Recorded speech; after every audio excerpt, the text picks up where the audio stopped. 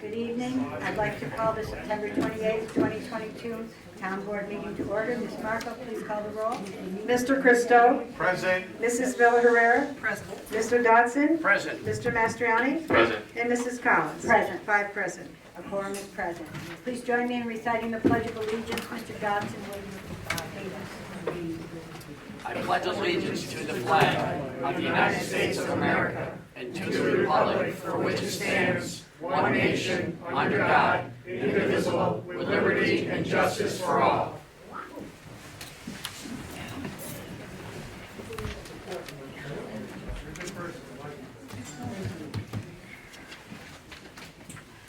I will open the public hearing on the draft Town of Rotterdam Comprehensive Plan.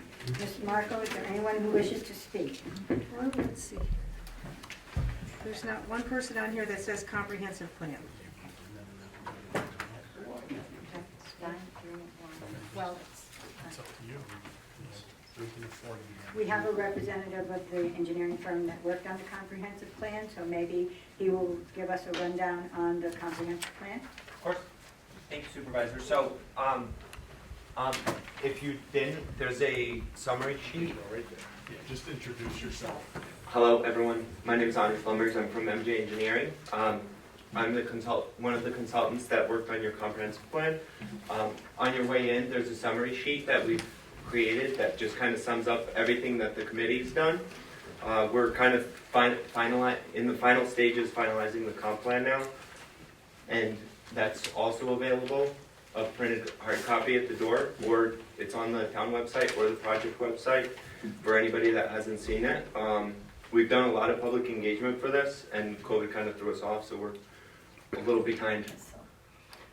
But yeah, if there's any questions, comments, we're open to hearing them.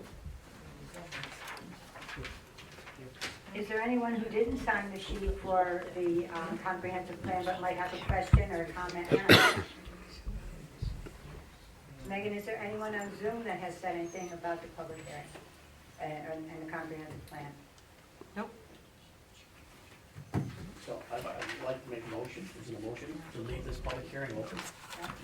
You can do that, yeah. Or did you have something to say? I was just gonna suggest that the board keep the public hearing open. Yep. I'll make that motion. Okay, motion by Mr. Dodson to keep the public hearing on the town draft comprehensive plan open.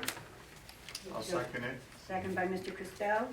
Clerk will call the roll. Mr. Christo. Yes. Mrs. Miller Herrera. Yes. Mr. Dodson. Yes. Mr. Mastriani. Yes. And Mrs. Collins. Yes. 5 yes to keep it open. Motion passes.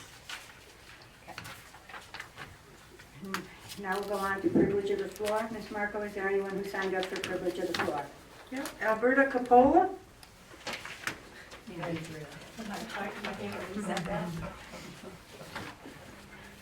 I'll just remind everybody, please, when you come to the podium, state your name and address. Hi, Andrea Capola, 625 River Road, Schenectady, New York. Hi, at the last meeting, I tried to state how I think. I'm going to try to do it all over again. Bear with me. I want to thank you for allowing privilege of the floor. It's great to live someplace we can speak your mind.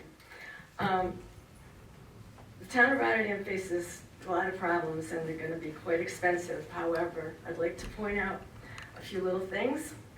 The pipes are still working as we speak, and we're lucky we're not facing any kind of fires, structure fires, or any emergencies. So far, so good. The pipes are still working. My comments last time were that we should respect the watering rules when we water our grass. And if we could, next year, because we had a very, very dry summer. We went almost like 5 weeks without measurable rainfall, because I have a rain gauge. If we use the water prudently when there is a fire or some kind of emergency involving flames, there might be enough water to put the stuff out, to put the fires out. We got to remember that our water is the same water we use to wash, brush our teeth, cook, and it's the same water that puts out fires. It all runs on the same pipes. So if you value your lives, your neighbors' lives, and their property, your property, please try to respect watering rules. Try to shut the faucet off when you brush your teeth. Try to, if you're gonna need a new appliance, try to get a more efficient appliance that uses water. It's up to us. We know.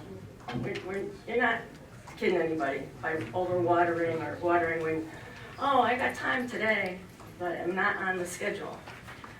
The second thing I'd like to address is we're having the wastewater and the sewage at the plant there. The engineer is very, very eloquent about talking about underprocessed materials that go through. Okay, the underprocessed, sorry, I'm gonna be a little blunt, is still sewage. Even though it's gone through the plant, if it's not processed correctly, it's not doing anybody any good. It's going into the tributary of the Mohawk River. So we are polluting. The town is polluting.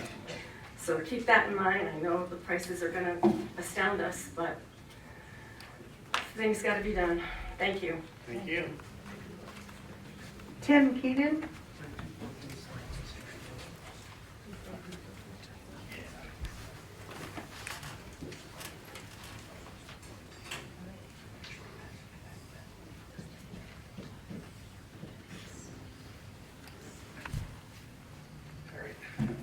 Good evening.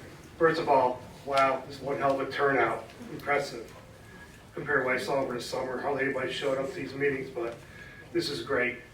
My name's Tim Keenan, and I live in the United States of America. Y'all have my address, so I don't need to give that crap to you guys again. But the reason I'm here is I hate being a dead horse to the ground, but I gotta bring it up because it's our money, and I haven't gotten much answers from anybody about anything, but I did notice, I apologize, I was at a couple of meetings beforehand, but there was a newspaper article in the, the Daily Gazette, thank you. And there was a quote from Ms. Collins in reference to right after the vote to renege or to cancel the lease with the Viaport to more town government there. And she states that obviously we don't want any legal ramifications from it, but I understand that all of us as adults, you have to weigh on one side with the other, and we pray to God there won't be any protracted legal problems. Part of the protracted legal problems, I believe, has to do with the $1 million of our hard-earned tax dollars, not just in this community, but nationwide, that was intended on investing in local communities to get them off their feet and take care of some of these infrastructure problems. I just hear about water and sewage and such. But I think at this point, all this money is sitting in the Viaport, right? Are we ever going to get that money back? It's my understanding, and thank God for private businesses or such, but it looks like we're going to have a bingo hall down in the old Kmart, which is outstanding. I think bingo's a fun game. I might go there myself, bring my kids. I think they got to learn about their letters and numbers, right? Earn some extra money on the side, too. And I saw little kid rides there at the Kmart. That's going to be great. My kid's a little older, unfortunately, but it would have been nice to have that maybe 10, 15 years ago. When the kids were smaller, I suppose I had to schlep them over to Huffman's Playland, or now I guess it's Huckfins.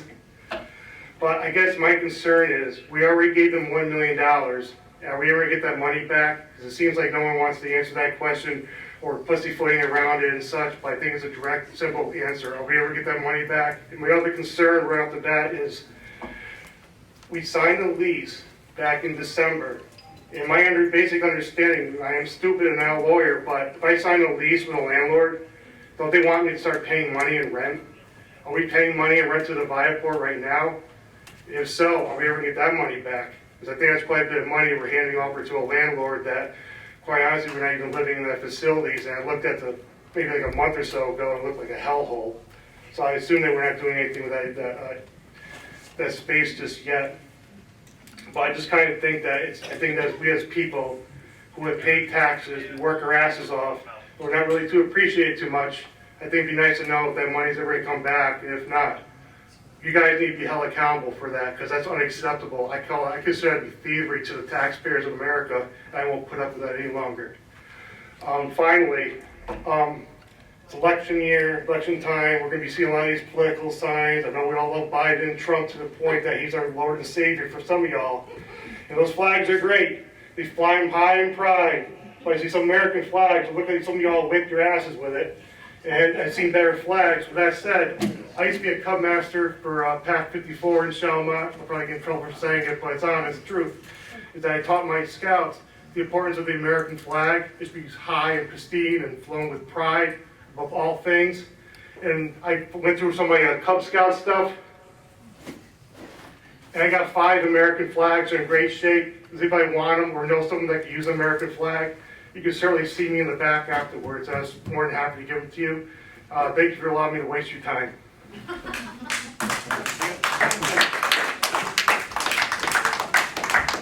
Brenda Trojan?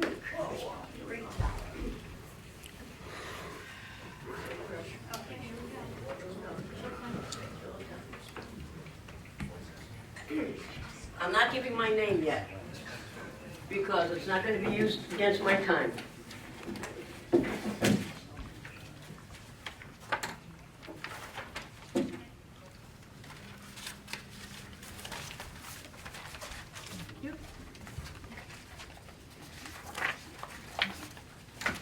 Okay, you had to switch seats, please. I'll make you finish. Thank you. Thank you. They'll have one for you. I don't have enough money. I'm doing this all on my dime.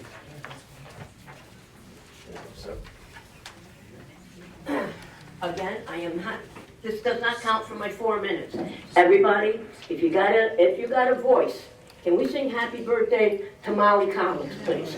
Happy birthday to you. Happy birthday to you. Happy birthday, dear Molly. Happy birthday to you. And many more. Now you can start my 4 minutes. Go for it. 4 minutes. I'm here, I'm Brenda Trojan, 1033 6th Street. You guys all know who I am, and you guys all know I'm going to be a pain up your butt until this issue gets resolved. Viaport, thank you, Mr. USA. Where's the money? I filled out a FOIA report to get information on where the money is, how much we have, what bank it is, what the interest is. And I did not realize that that information was top security. This is what I got. 99.99, redacted. Our money. This is the state's money that was given to Rotterdam, and I can't get proper information as to what. This isn't a security issue. This is our money. Our money. This is what I get from Rotterdam. Okay? The gentleman mentioned the $1 million. What the hell is it? What's going on with it? I know I shouldn't swear, and I apologize to the people that are doing Zoom and the people that are out there, and I'm sure Mr. Mastriani will scold me tomorrow. But where's the money? And before I go any further, Mr. Trudeau, we've had our differences. You said some unkind things about me. I don't know if I did towards you. I want to commend you for voting no on the water sewage upgrades. You were the only one that had the guts to say, didn't we learn from Viaport about spending taxpayers' dollars? I commend you. I know we've had our differences, but you need to know. I appreciate your vote. And the other person, sorry, in the paper basically said that this individual voted yes with the other guys because she didn't want this to be a political issue. What the hell is that? But she's against it. You're against it. But you voted yes. I'm sorry. You need to vote your conscience and what's right for the town of Rotterdam. Everybody here should not be up to 5 people to decide where our hard-earned money goes. Should not be up to 5 board members. Never, ever. So our money. You listened to us on Viaport, but that was an easy one. That was a real easy one. This is $34 million. We have a petition, everybody, to have this $34 million put up for a referendum to be voted yes or no by the residents of Rotterdam. And then a certain person I talked to said, okay, and if it gets voted down, and a fire occurs, and we can't put that fire up, well, because you guys voted no. We're not voting no on the project. We're voting no on the $32 million all at once. 34, I'm sorry, thanks guys. 34 million. That's what we're voting, the petition's out, guys. We need to get this on a referendum. Because, yes, we have problems in Rotterdam. And the gentleman, well, two things. Curry Road is a problem, Altamont Avenue, and Five Corners. This gentleman voted no. He's got a business on Five Corners. It would behoove him to vote yes. But he said no because he's looking out for the best interest of the community. This gentleman, from other people I've talked to, when there were water main breaks, busted his own water out of his own dime to keep his business open. If he can do it, other people can do it. Fix the big stuff first. Oh, thank you, sir. Fix the most important stuff first. Five Corners. I know, I keep telling you, 4 minutes is not enough on something like this. Just isn't. I know, and I'm winding down. I'm winding down, sir. You complain that I only come once in a while the first time, so I'm here. We need to vote on this. We need to vote on this. Please, my friend Lisa's in the back. She's got the petition, and I also have the petition of Viaport because, guys, it's not over. Viaport is not over. They're not telling us anything. I got a redacted form. Who the hell does that? Except the federal government when it's a security issue. I didn't know our money was a security issue. Thank you for your time, and again, happy birthday. Mike Sapiri? You got it. Ms. Collins, Council, good evening. My name is Mike Sapiri, 22 Nelson Street, Schenectady, New York. I just have a couple positive issues I'd like to talk about. The first issue is, I don't know if the Rotterdam residents, I'm sure everybody does, if they get the Gazette or they have heard. There was a city council meeting in Schenectady that was Monday night, this past week, just this past Monday. What I am trying to bring up is the most disrespectful meeting I have ever been through involving a city council. What I want to tell you about you people is you are professional. You bring your issues back to where if you disagree, you disagree. You go back behind closed doors. I respect that. A lot of people respect what you do when you bring your issues behind closed doors. What happened with Schenectady County on Monday night, Schenectady City Council, was absolutely absurd. Talking about losing the residents of Schenectady, they lost us Monday night. When you start banging people and banging council members and have racial issues in front of residents that have issues, it is absolutely absurd. It's a travesty. Being taxpayers of Schenectady, we had to listen to this. You people are professional. We thank you. We thank you for bringing your issues behind closed doors. That's the difference between Rotterdam and Schenectady. The other two issues I wanted to talk about is, Ms. Collins, thank you for respecting me with the plaque I presented to Community Care on Curry Road. I know we spoke, we never got a chance to meet, but thank you for honoring that. Also, the other person I want to honor is Mrs. Marco. Thank you. Every time I call you, you always are there for me. You always take my issues. You always bring it forward, and everything always gets done. And I know there's a lot of bad things going on, but there's a lot of good things too, and you guys are trying. And I respect the difference between you guys and these guys that I went to Monday night. You can't even compare it. But thank you, and thank you for giving me the time to talk. I appreciate it. Thank you. Thank you. Kelly Weatherspoon?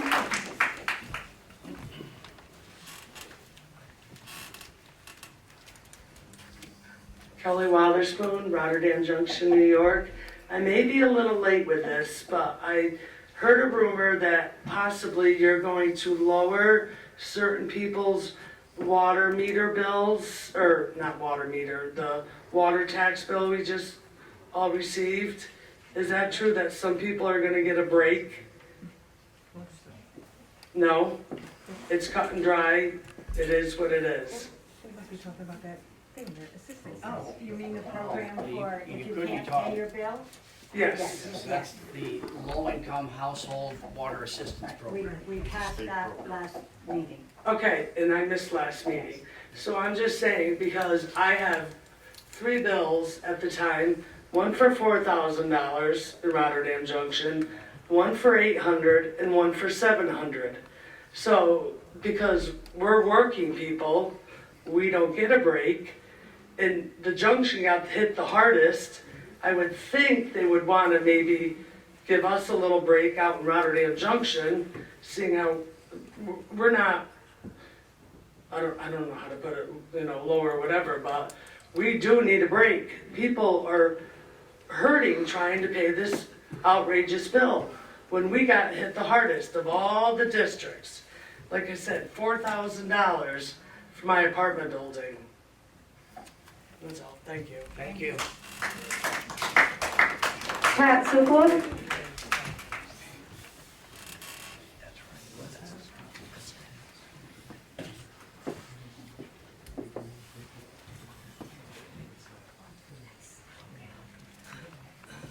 Hi, my name is Patricia Sakala. I live on Newell Road. I did put down water, but I thought that was just a sign-in sheet. But while I'm here, I just want to mention that I live on a dead-end street, and there's a daycare at the very end and 2 Airbnbs on a little dead-end street, and the people are still going very fast on that street. And they just passed the law that you can have the speed limit at 25 miles an hour, and I think Newell Road should have that on our street. I know in Voorheesville, my daughter already has it in her little neighborhood. It says 25 miles an hour. So I would really like to see that happen. Thank you. Thank you. Melvin Mintz?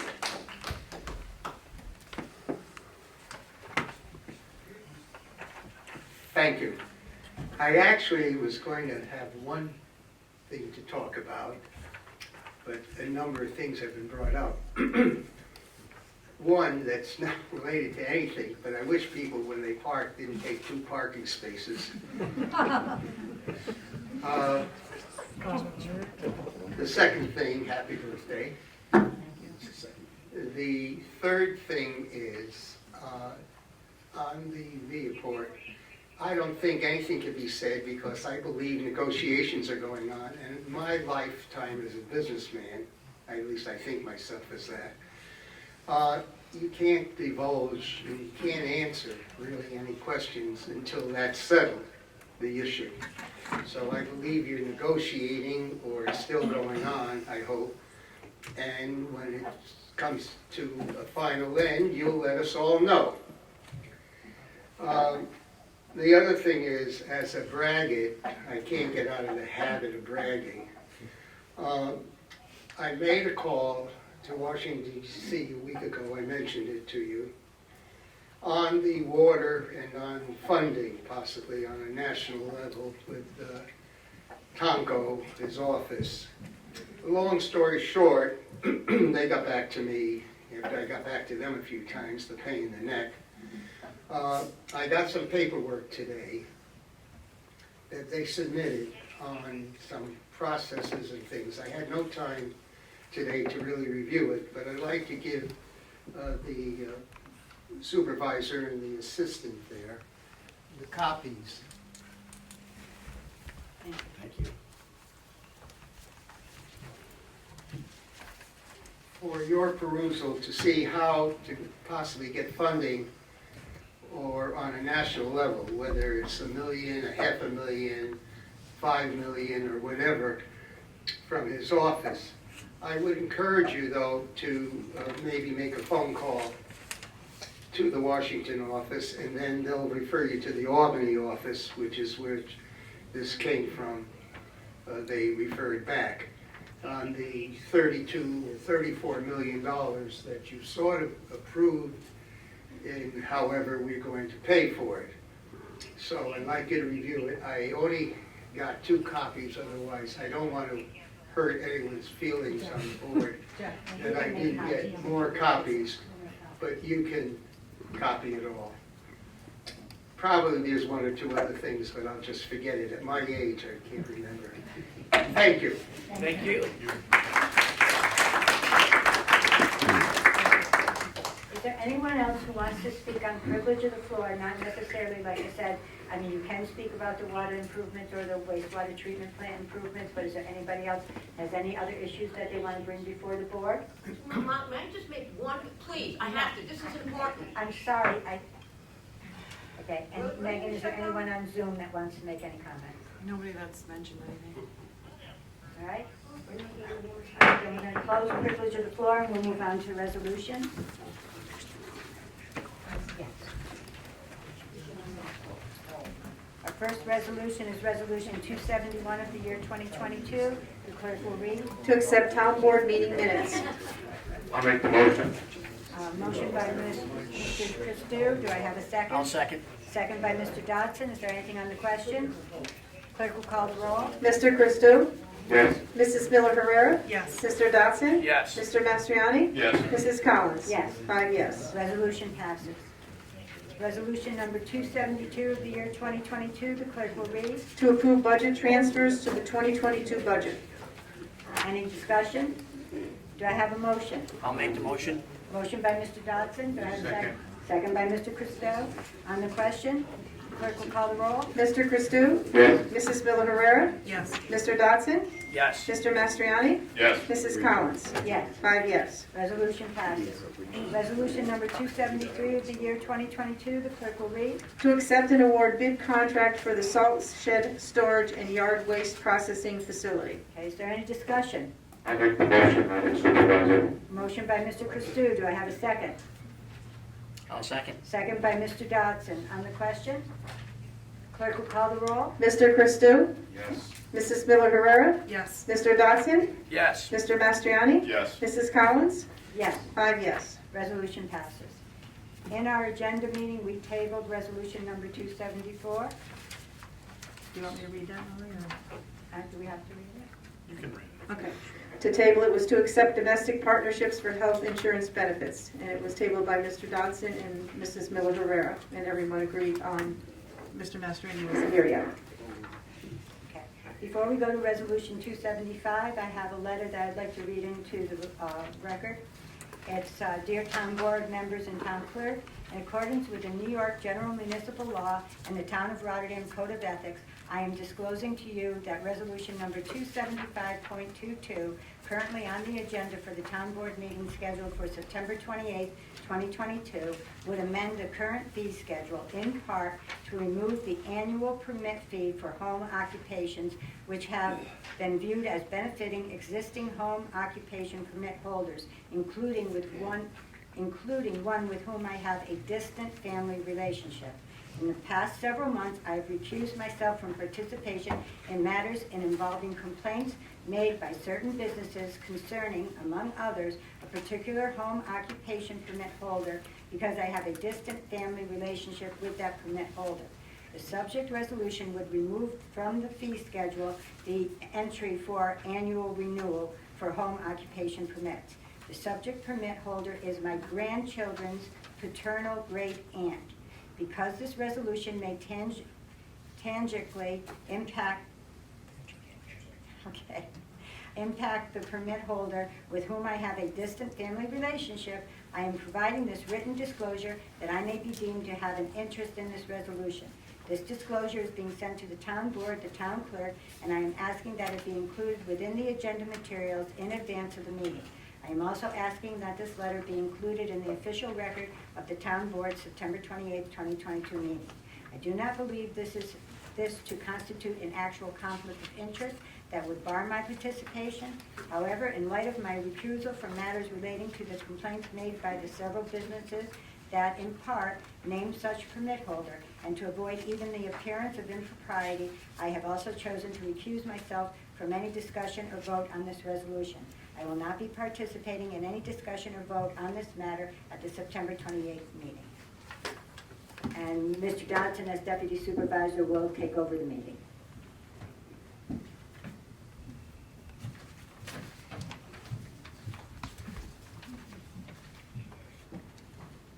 So the resolution in question is 275, year 2022. Can't hear you. Again, there you go, I got it. A resolution again is 275, year 2022. Ms. Markler, will you read? To amend the schedule of fees. Is there any discussion? Do I have a motion? I'll make the motion. I'll second.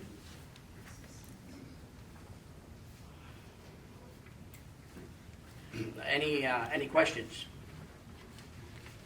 Ms. Markler, will you read the roll? Mr. Christo? Yes.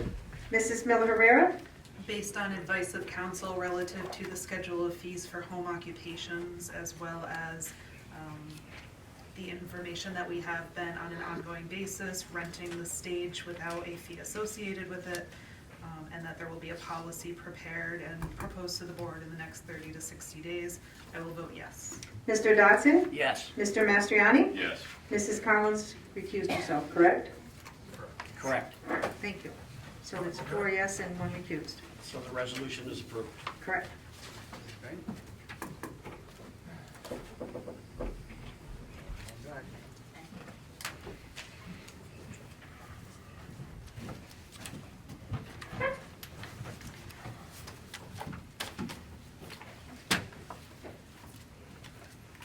Resolution number 276 of the year 2022, the clerk will read. To declare lead agency on introductory local law number 7 of 2022, which would permit and regulate the raising of chicken hens.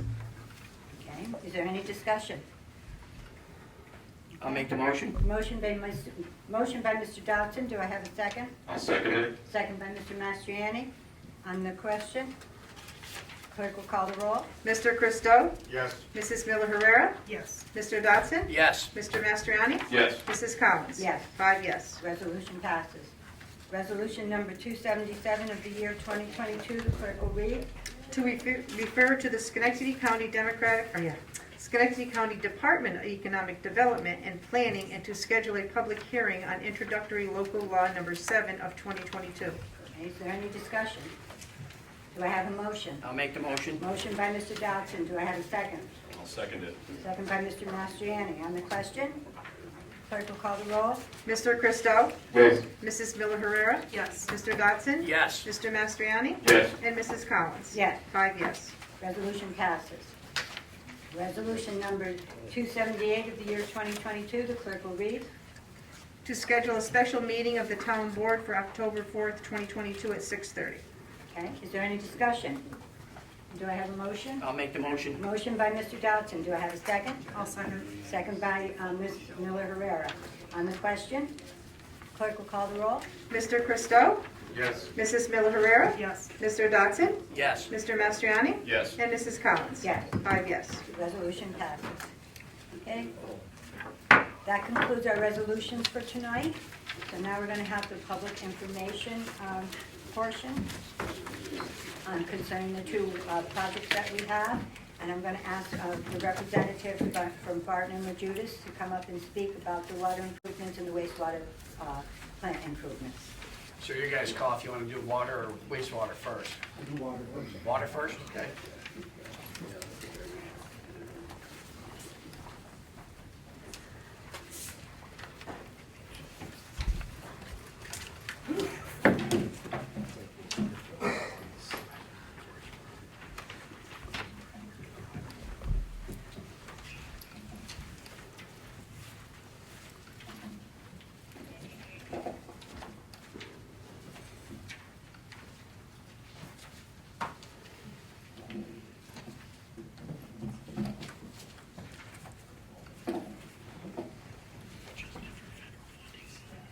Good evening, Roy Richardson with Barton and Judas.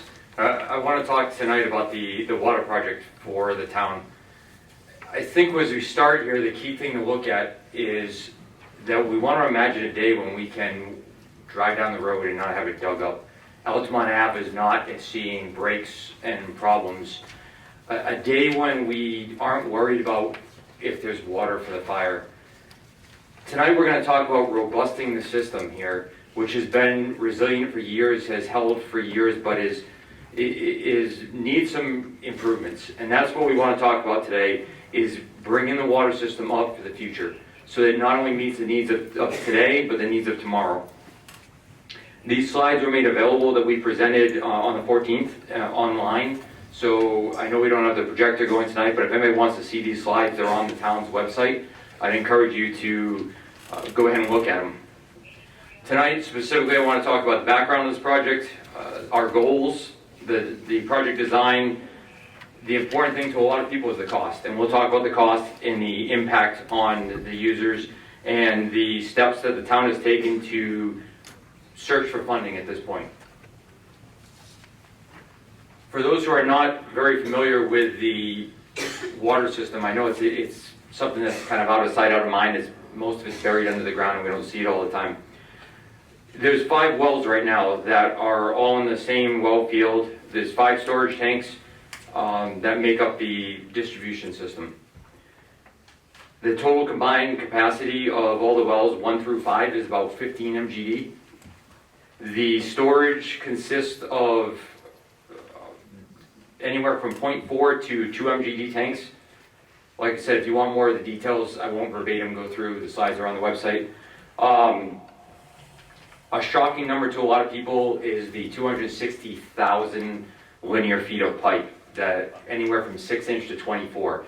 That's a lot of pipe when you look at it, and a lot of pipe that it's not cheap to replace pipe, and that's where a lot of our costs come from. With the system the way it is, like I said, it's done very well for the town for years, but we'll talk tonight about some of the ongoing issues that we have with restrictions of flow and things that really make it such that it won't support the town going forward without some improvements.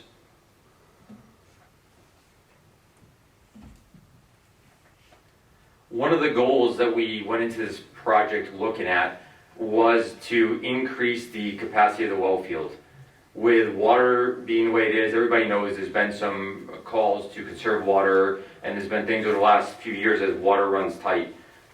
This year's drought doesn't help the case either, but we wanted to make sure that putting well 6 in there within a well house would allow the water to continue to be available to people at all times, regardless of situation, regardless of whether the businesses need the water at the same time a fire is going on. We wanted to make sure that you can get that. This allows for growth in the town. We talk about taxes, we talk about everything. Growth is important, and without redundancy, without flood resilience, we can't see growth very well, and this will be part of allowing that to happen. The other thing is that you can have a lot of water, but if you can't get it to the people, what good is the water? So one of the goals was to reduce the restrictions by increasing the diameters in the transmission mains to get the pipe there. You have 2 main arteries, for example, that come out of the well field, and one of them runs through the 5 corners, and your other one is extremely aged and has some leaks in it. So if we can't get the water to the people, what good is the water at that point? Altamont Ave is one that I think a lot of us will agree is a lot of heartburn to people. I mean, it's been dug up a lot. It's a big impact on traffic. So we wanted to make sure that that was included, that we robust that system so that it's resilient for the future. Redundancy under the throughway. When you have a break in the system, we've had unfortunately situations where we've had to shut down more of the system than we'd like. And that's due to multiple factors. One being that there's valves that don't hold that need to be replaced, and one being that when we do shut down to make the repairs, we can't redirect the water because there's not piping that redirects. It allows us to go around the work area. So redundancy was very important, and with this would be, as we put in new pipe, we'll put in new hydrants, new valves, get everything operational for the future. The project involves, and there is a lot of data that I encourage you to go look at the data. There's a lot of linear feet of pipe. We've got some 30-inch pipe to replace 20, almost 10,000 feet. That's a lot of pipe, but it's critical because when you come down from the Rice Road well field, down Campbell Road, Burdette Street, North Thompson, I mean, getting that water to the main part of the town is important. And the undersized pipes and leaking pipes from the past don't allow that. And you'll see all this data, but there's really a lot of work that needs to be done between the well, the pipes. Some of the things that I think will really resonate to a lot of people. I mentioned Altamont Ave, Curry Road. These are roads that are traveled all the time, and they impact people a lot when they have to go down for emergency brake. The other thing to look at is when you have these emergency brakes, it's a lot of additional money. I hear people talk about their concerns of bills, water bills, of taxes. It's much more expensive to keep having to do repairs. Repairs at bad times of the year, repairs when you got to pull people in for overtime early in the morning. If we robust the system now, over the long haul, will decrease a lot of those bills. That short term, yes, you've heard the number 34 million thrown out there. Short term, it's a lot of money. Long term, it's the right answer to prevent all these expensive breaks that impact the users and the town. As mentioned, we're at 34 million was the project cost. One thing the town did was to seek funding for this, and I want to be clear, when we talk about the total value of this project, the town is seeking ways to reduce that. The town has already applied for a WIA grant, which would be a $5 million grant. When you talk 34, 5 million, that may not sound like much, but it reduces the cost. And the town is looking at every option available. At the last meeting, it was mentioned about talking to the representatives to try to get money from the elected representatives and everything. The town is taking actions to try to reduce that number as much as they can. And I can't be clear enough with that because it's important. Your concerns are heard, and we're working with the town to try to do everything we can. We've already made that application, and we haven't stopped at just that application. And that's one thing that I think everybody needs to be fully aware of. And I commend the board for their efforts. Mr. Dodson is always talking to me about ways that we can find ways to reduce this. So when we talk the numbers, let's break it down to a smaller cost. How does that impact me individually, is I think what a lot of people are going to be concerned with. And the individual impact on this, we look at equivalent dwelling units. So you hear me reference an EDU. And what that really means is that a large multifamily building isn't going to use the same water as a single family residential. So we talk about they're not equal in terms of use. So when we break it down to cost per EDU, obviously the bigger users are going to pay more because they have more use. And that's kind of basically what this involves. Right now, you're at $158 rounded off for your annual your O&M charge. The annual debt is $20.10. With this project, the proposed increase, if we get just that $5 million grant we're looking for, would be an additional $117 a year for each EDU. If we don't get that, to show you the impact that going after this funding does, without that, you're at $139 a year. It raises a lot per user. When you look at what you pay now and you look at what would be the new number, if we get the grant, it's $295 a year for users. If we don't get it, it's $316. So that's the impact. I encourage you once again to go look at these slides online. You'll see all the breakdown. You'll see a good figure showing the program, showing all their repairs and where they are. I tried, without seeing the slides, I tried not to run through everything because it's readily available. Check it out. You'll see the map and you'll see where these areas are, and it'll really probably resonate to say, yeah, I remember the headaches that we've had in those areas. I remember how that impacted me when this occurred. And you'll see that these are areas that were well thought out to try to reduce the impact on the town. And that's really all I had for you tonight. Is there any questions from the committee?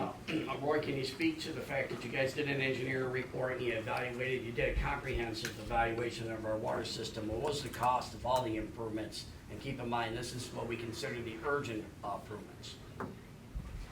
So total estimated cost. I don't have the rough figure, but I don't have the accurate figure, but it was north of $60 million. And we worked with the town to reduce that and say, what are our high priority, what are our medium priority, what are our low priority? And what you're seeing in this number are the high priority. I think we can all agree that the inability to get water to the people is a high priority.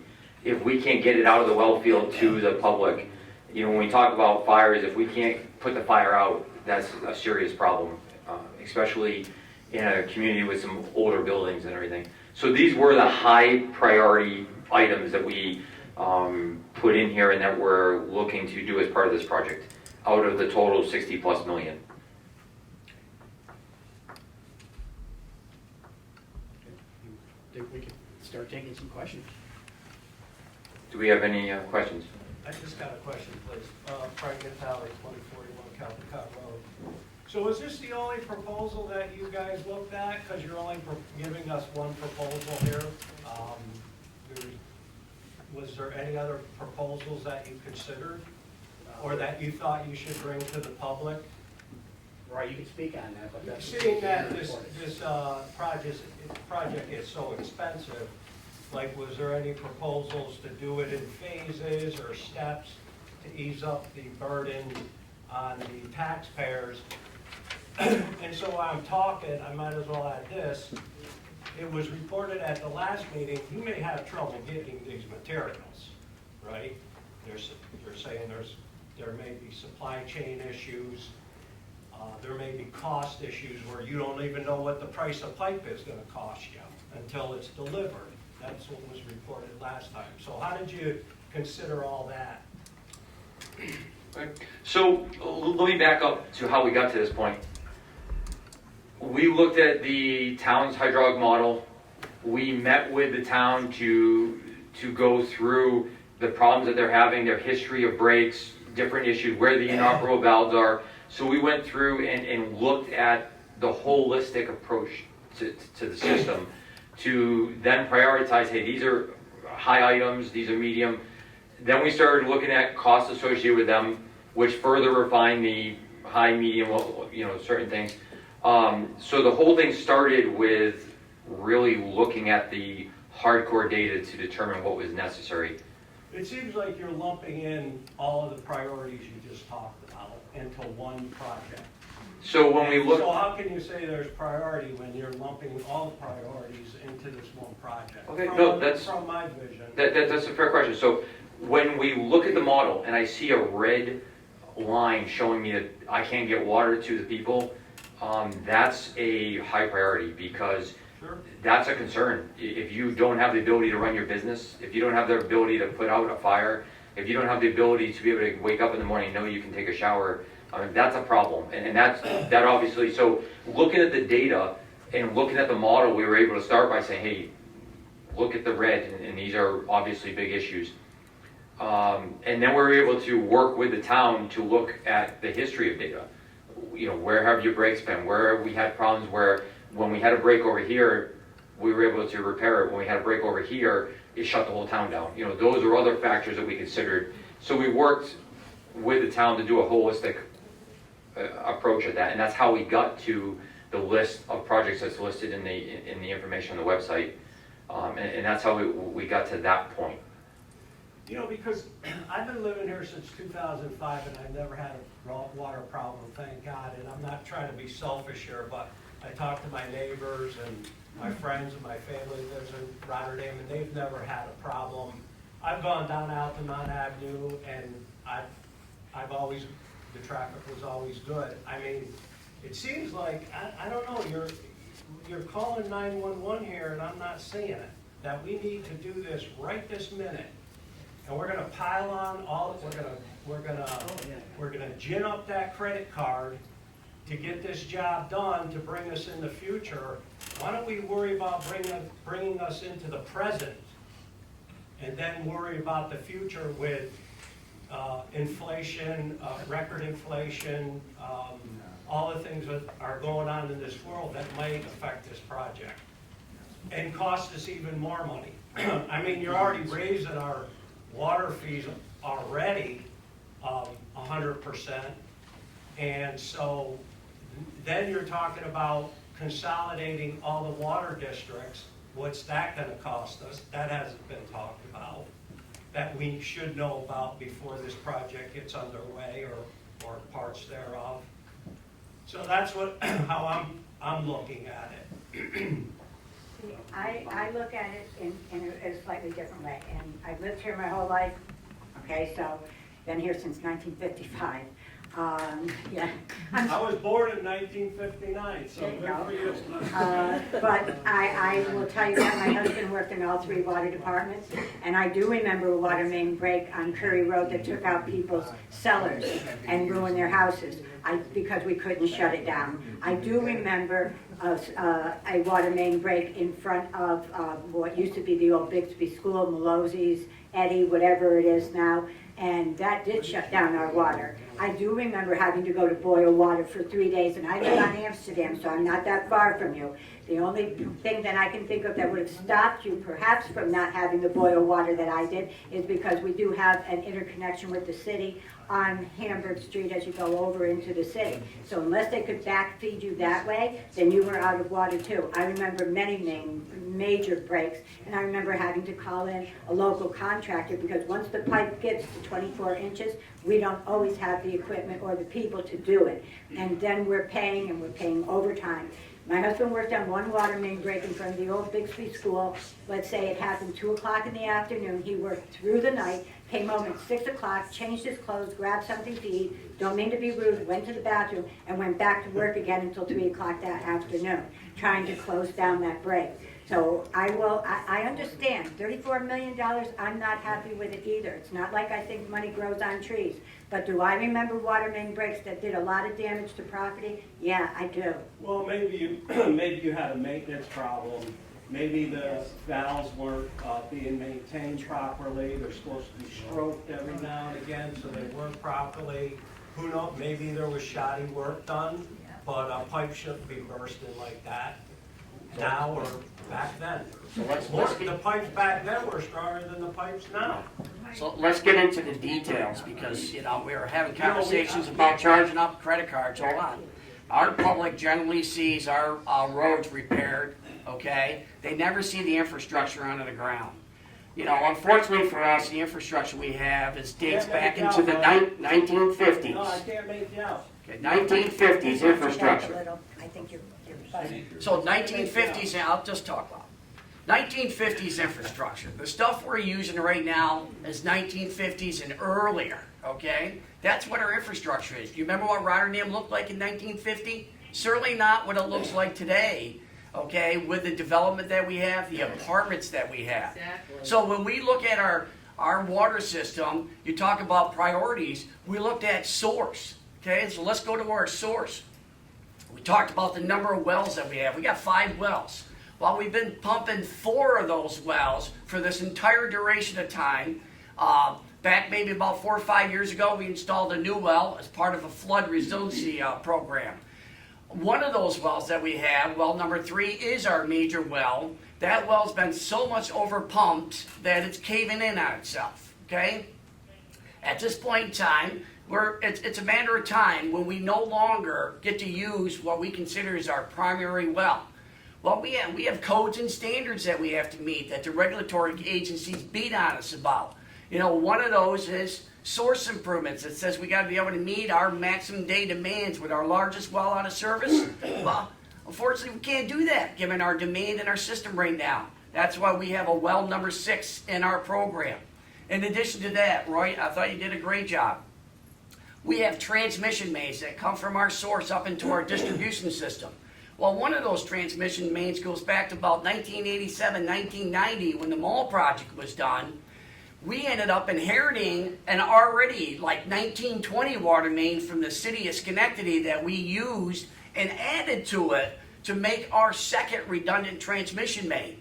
And we've been operating off that main for this entire time. So now the second priority we have in there is, how long do you think we're gonna operate on a main that's 100 years old, that's critical to our infrastructure? We're not going to. That wasn't my point. Hold on, it needs to be improved. That wasn't my point. Adding to our third priority, we'll start from the five corners, and I heard the conversation about businesses, okay, and Evan having a business. Why should a business in the town of Rotterdam have to worry about our infrastructure and providing a necessary service that he needs to have to be in business? That's absolutely ridiculous. We have the same issue on Altamont Avenue. Altamont Avenue, not a priority. The main is 3.5 feet deep. It's in a driving lane. So what do you think happens every winter? Our trucks and cars run over this main, okay, and it breaks. I'm sorry, sir. You haven't seen a water main break on Altamont Avenue? I think we had 3 of them in 1 year. It cost us $450,000 just to fix them and repair the pavement. Why would we want to spend $450,000 in one budget year to replace a main that should have been replaced 20 years ago? The bottom line is Rotterdam has kicked the can down the road, as I've said many times, for decades. Oh, no, we don't need to do a water main improvement project. Hey, let's break it down into our little component parts. Well, let's do that. We'll take $34 million. We'll start out with, hey, let's do $5 million this year. Next year, we'll do another $5 million, maybe the year after. This isn't $5 million and then wait 10 or 15 years to do another $5 million. This is urgent stuff that needs to be done now. Why are we moving on $34 million? Why everyone must listen to the news. This is the first time in decades that our federal government is finally getting the message. Our infrastructure is failing underneath our feet. What are we doing about it? Okay, well, up to this point, 10 years ago, nothing. Now they have funding, okay, that's competitive. We, Rotterdam, like many other communities, have the same problem. The communities that go after this competitive monies are the ones that get it. From our town board standpoint, we're going to do everything in our power to go after that money so that we can fix our needs for the next generation at the lowest cost we possibly can. Because in the end, we realize that our tax base is solely dependent on having excellent infrastructure so we can attract businesses, keep our property owners here in Rotterdam, okay, at reasonable tax rates. I want my children to stay in Rotterdam. I don't want them leaving, but at the same time, we need to invest in our infrastructure now. We relied on our grandparents and our parents that paid for it. We need to step up to the plate and get it done. Can I interrupt for 1 second? There's 3 other people in the audience that want to ask questions. We can circle back around. So the lady in black first, the lady in the white sweatshirt shirt that's forward a little, and then Brenda, would you each kind of take turns and we can answer you, but, you know, I did see all of you and acknowledge you. Okay. Tony M. Avery, 374 Princetown Road. I also own the bagel shop on Curry Road. Really didn't want to stand up in my gym clothes, but I was forced to. So I'm on both sides of the issue here because I agree the water main breaks really affected our business. Evan, I know you had a water truck out there.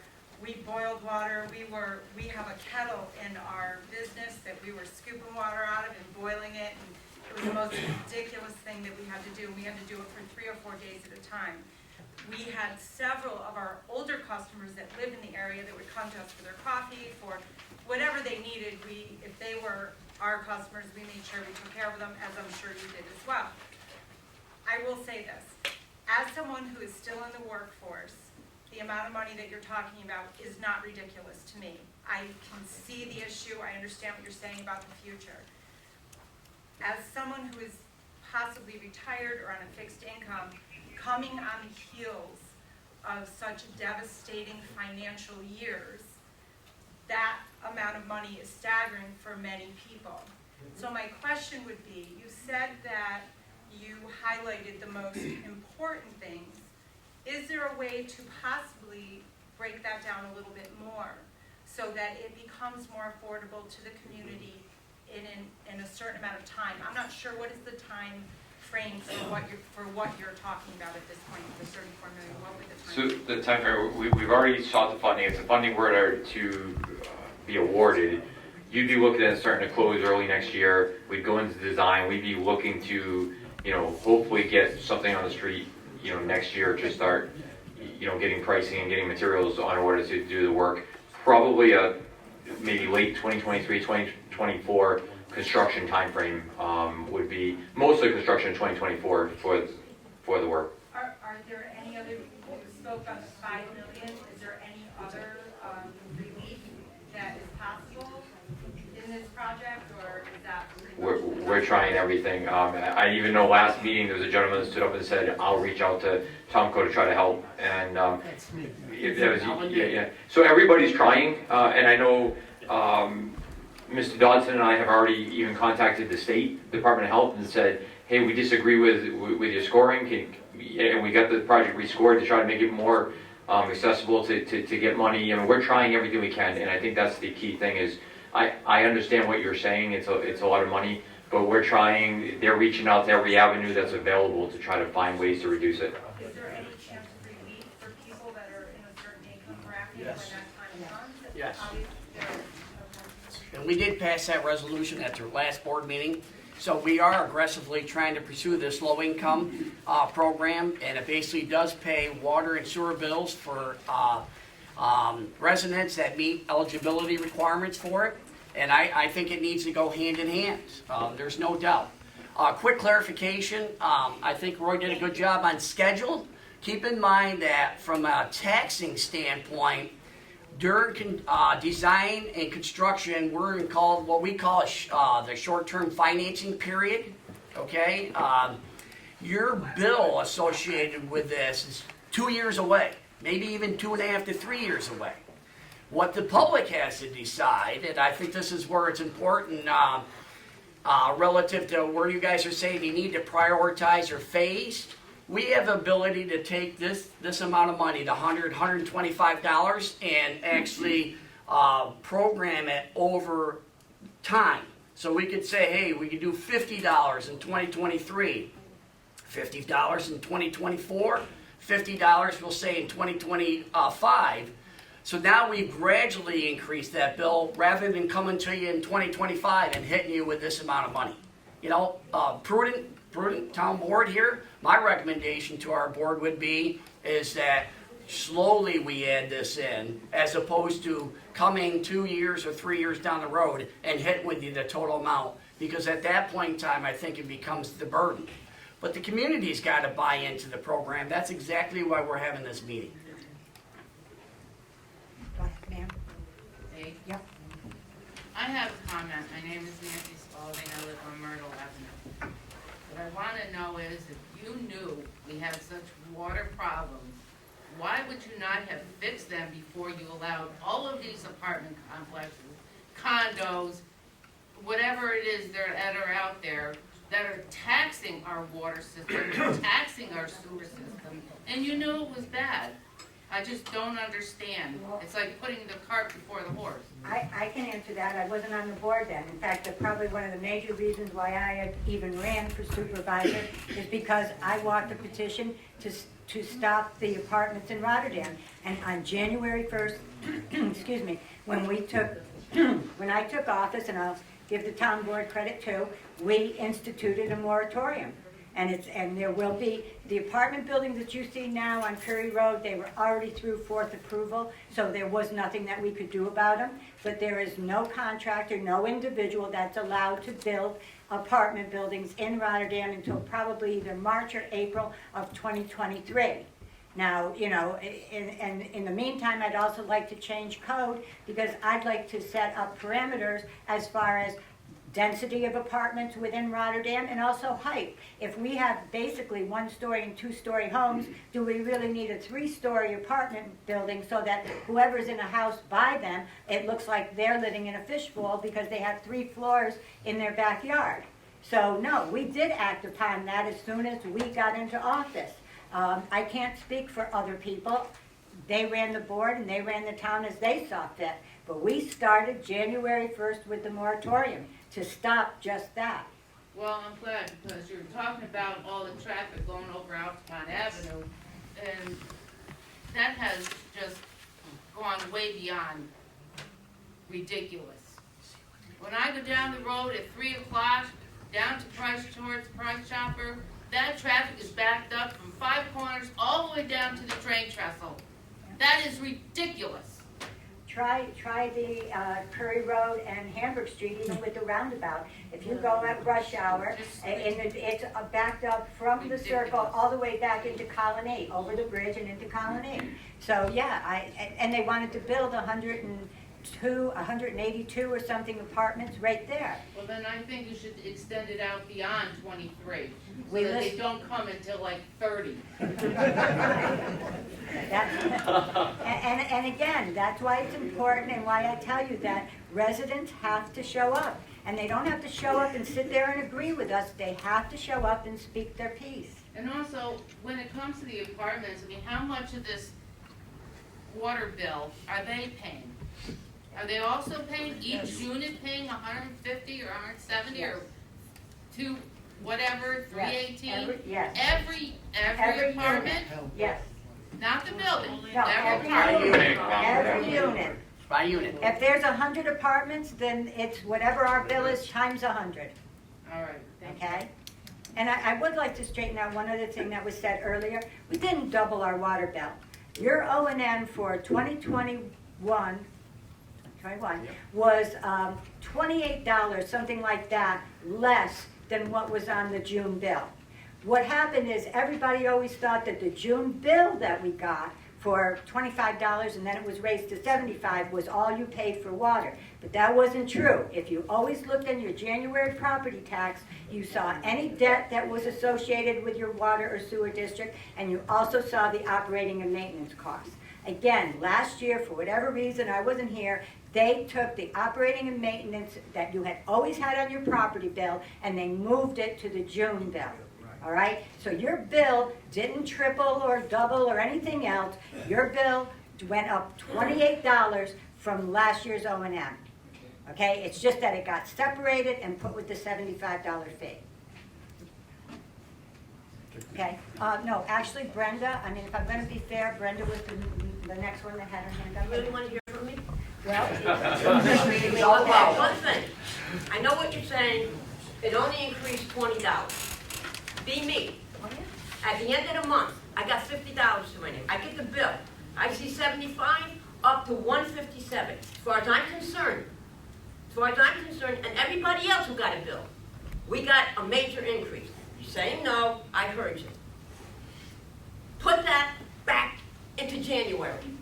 I'm being serious. Put it back in January. Okay. Now, with the water issue, this is going to take God knows how long. Is our water that you're charging us now going to increase every single year?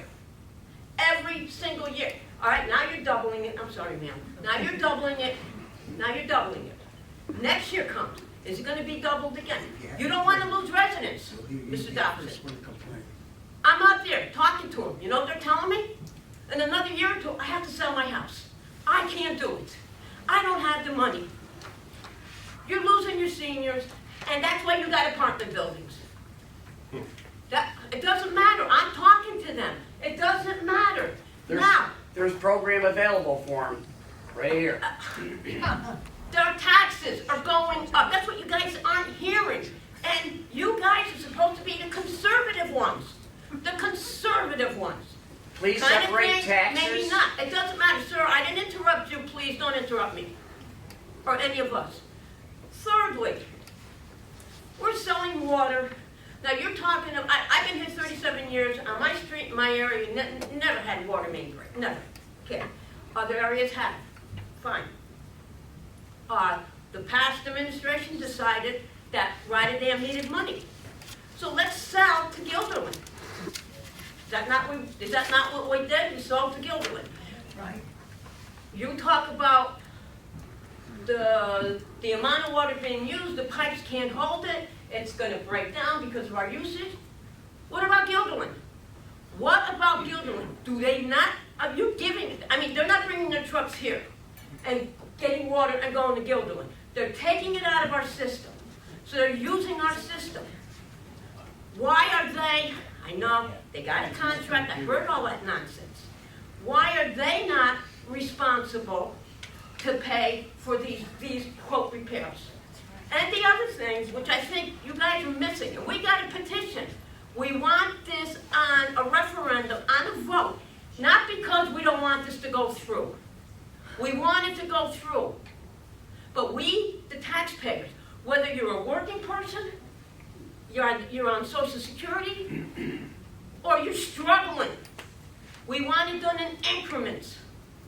Because our water bill, well, I don't care how you want to call it. You do it this year, okay, next year the prices go up. Who pays for that? Who's going to pay for that increase? Again, we are. This is a bond, this is a mortgage, the town is mortgaging our town. The mortgage, is it fixed? Is it on a fixed basis or is it a variable basis? There's a lot of answers. We have those answers. If you want us to speak, let's know. No, you gotta let us speak. You yell at us for interrupting. I'll give you a second when I shut up. Because I would have brought this up earlier, but you would not allow me to speak. You would not allow me to speak. And yes, you guys are good at transparency. This is not a whole lot transparent. People want to know about transparency. They're talking about getting educated.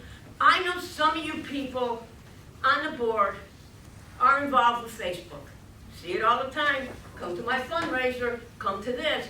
How about educating the people on Facebook? Sir, I'm not harassing you. You're doing your job. But you're not. If my bill goes up to $300 next year, which it probably will, is that where that's going to stay?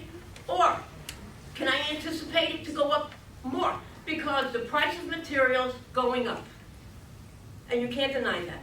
So, I'm talking about every single person in Rotterdam. The junction already got hit with a high bill. Is that where we're going to? End of the month, I got 50. And I have to stop going to doctors because I gotta pay taxes. You know, I know you're saying it didn't double. I got it. You already talked to me about that. I get a bill last year for 75, and now this year I get it, and it's 157. And okay, it's not a big deal. So that's nothing. Yes, it is. And other people I talk to, they're getting bills of $1,200, $1,800. Now you're going to up that. And yes, people are going to be moving out of Rotterdam. Whether it's the seniors or the younger people, they're moving out of Rotterdam. They're leaving. This is what you guys don't want, but this is exactly what you guys are doing. We want it done. First of all, 5 of you shouldn't decide how to spend our money. Sorry. Because I think, didn't Mr. Lincoln say something about of the people, for the people, by the people? Didn't President Lincoln say that? This is what this is about. And you laugh, I don't think it's funny, because I may have to lose my home of 37 years that I love. Because I cannot do this. You're looking at the future. Got it. How about looking at the present? Take care of those things that really need to be done. People, we got a petition. We want a referendum. We want a vote. And we're not voting to say we don't want the project. We don't want a $34 million project. Do the important stuff first. Okay, I got a response. Go ahead. Now, I shut up, you can talk. Okay, we just had a conversation here about a $34 million water project that they talk about being mortgaged. Yep, it is a mortgage, 30 years, and it is a fixed rate. That's why we're aggressively going after the funding. But more importantly, I won't count the number of people here, okay? But we have our budget hearings coming up for the town, okay? So we're gonna have a conversation about who's spending whose money. Okay, we have a budget right now. I think last year's budget, the total is probably close to $25 million for 1 year. 1 year. We're going to have a budget meeting at that table right there on October 4th, next week. I want to find out how many people from the town of Rotterdam are going to come to this meeting and listen to us talk line by line, 99 pages of a budget for $25 million. And it's your elected representatives that are up here are going to make the decision for you for $25 or so million for next year's, only next year's budget, 2023. Okay? You guys have the opportunity to come to a meeting and participate in that process to control what you're calling as taxes, okay? I'm all for it. The more people we have at that meeting and meetings throughout October, that budget, okay, is in your control. You get to come, hammer the board a little bit and say, hey, reduce our taxes. That's our job. We're all for reducing taxes. But at the same time, you're going to get educated on what our bills are, okay? Once you're more informed about what goes on in our annual budget, you get more informed about what goes on in our special districts, okay? And it's important to know both. So we have to balance both of those. That's exactly what this board's going to do starting next week. Get it on Facebook, I hope you come. Get it on the TV stations, and let that know. Hold on. You got 3 names. Still my turn to speak. Put it on Megan, every do we night. have on Facebook this right now? Don't we have on Facebook this? These? It's up on our website. They can go right to it, right? Yes. Yes. So it's on Thank you Facebook for too. letting us know about the budget meetings, because I did not know anything about budget meetings. So budget is the same in towns every year, okay? But we didn't know that. The supervisor has to submit a budget, okay, this Friday, which is a tentative budget.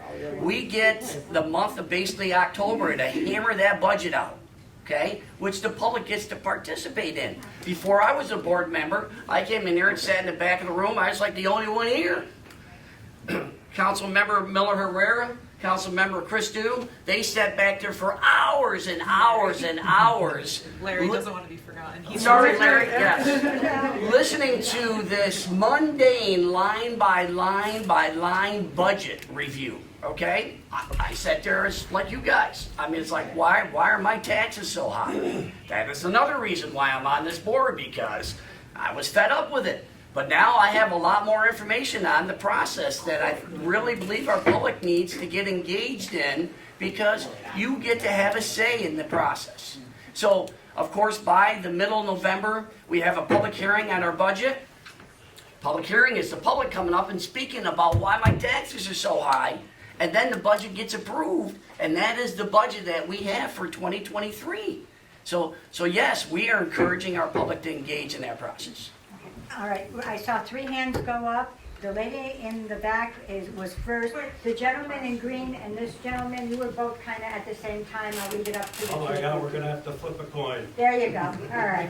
I'm just wondering if the prices for that project are locked in because it's federal, I'm assuming, or is that still because of the supply issues? Is that just an estimate?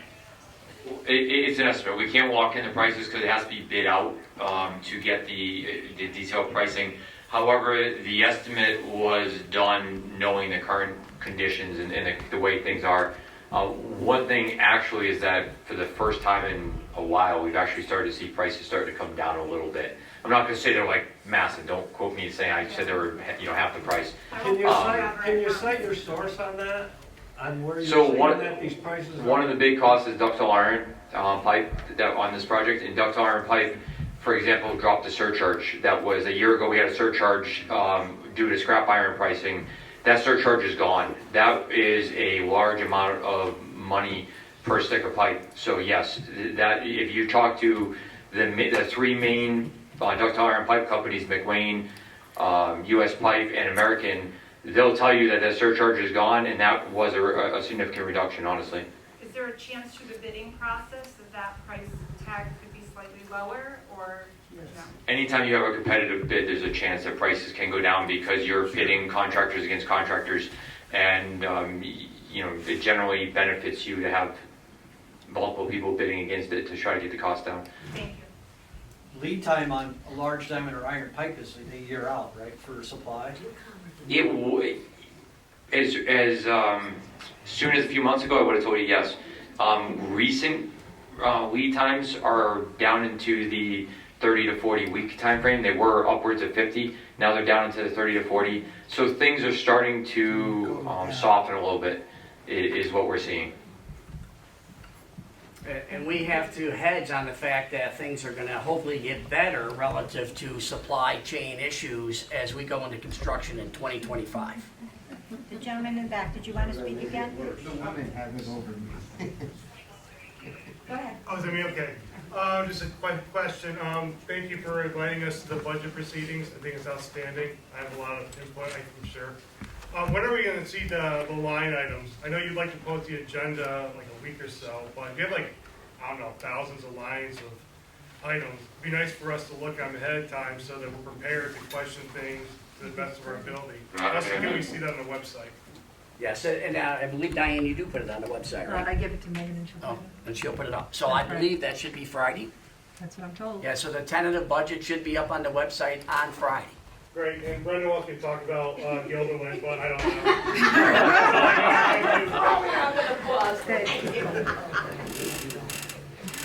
I mean, Gilderland, and this is something else I've said from the beginning, my contract is up in 2024, and it is something, we have, I mean, I don't think that we can necessarily change anything in the contract now because it's a signed contract, but in 2024, you're gonna have to come out and speak again, and you can, there's limitless possibilities. Number one, right now they get a discount for the more they take, the less they pay. You can tell the town board, hey, that's ridiculous. We're going to fix this rate. In fact, maybe they take more, they pay more the more they take. You can limit how much money, how many gallons they're taking a day. And also, you can, I mean, again, this is with them agreeing, or even if you still want to sell it to Gilderland, again, you can say to them, listen, any major break we have, if we have a break in a line that's over 12 inches wide, you're going to pay 20% of the cost or whatever, you know, it turns out to be. You can say if a motor goes on one of our pumps, you're going to pay 20% to replace that motor. I mean, those are options that all of you have. And you know, I know it's a pain in the neck maybe to come to a meeting twice a month, but it really is important. If you want to see the change, you're going to have to be the change. That's right. Can I just ask one question? Go ahead, I'm sorry. Well, I know you want to hear from me. Real quick, how many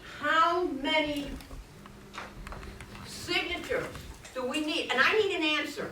I need an answer. And I'm not filling out a FOIA thing anymore. I'm not doing that. I already did it and I got redacted. How many signatures is required in order for this particular thing to become a referendum to a vote?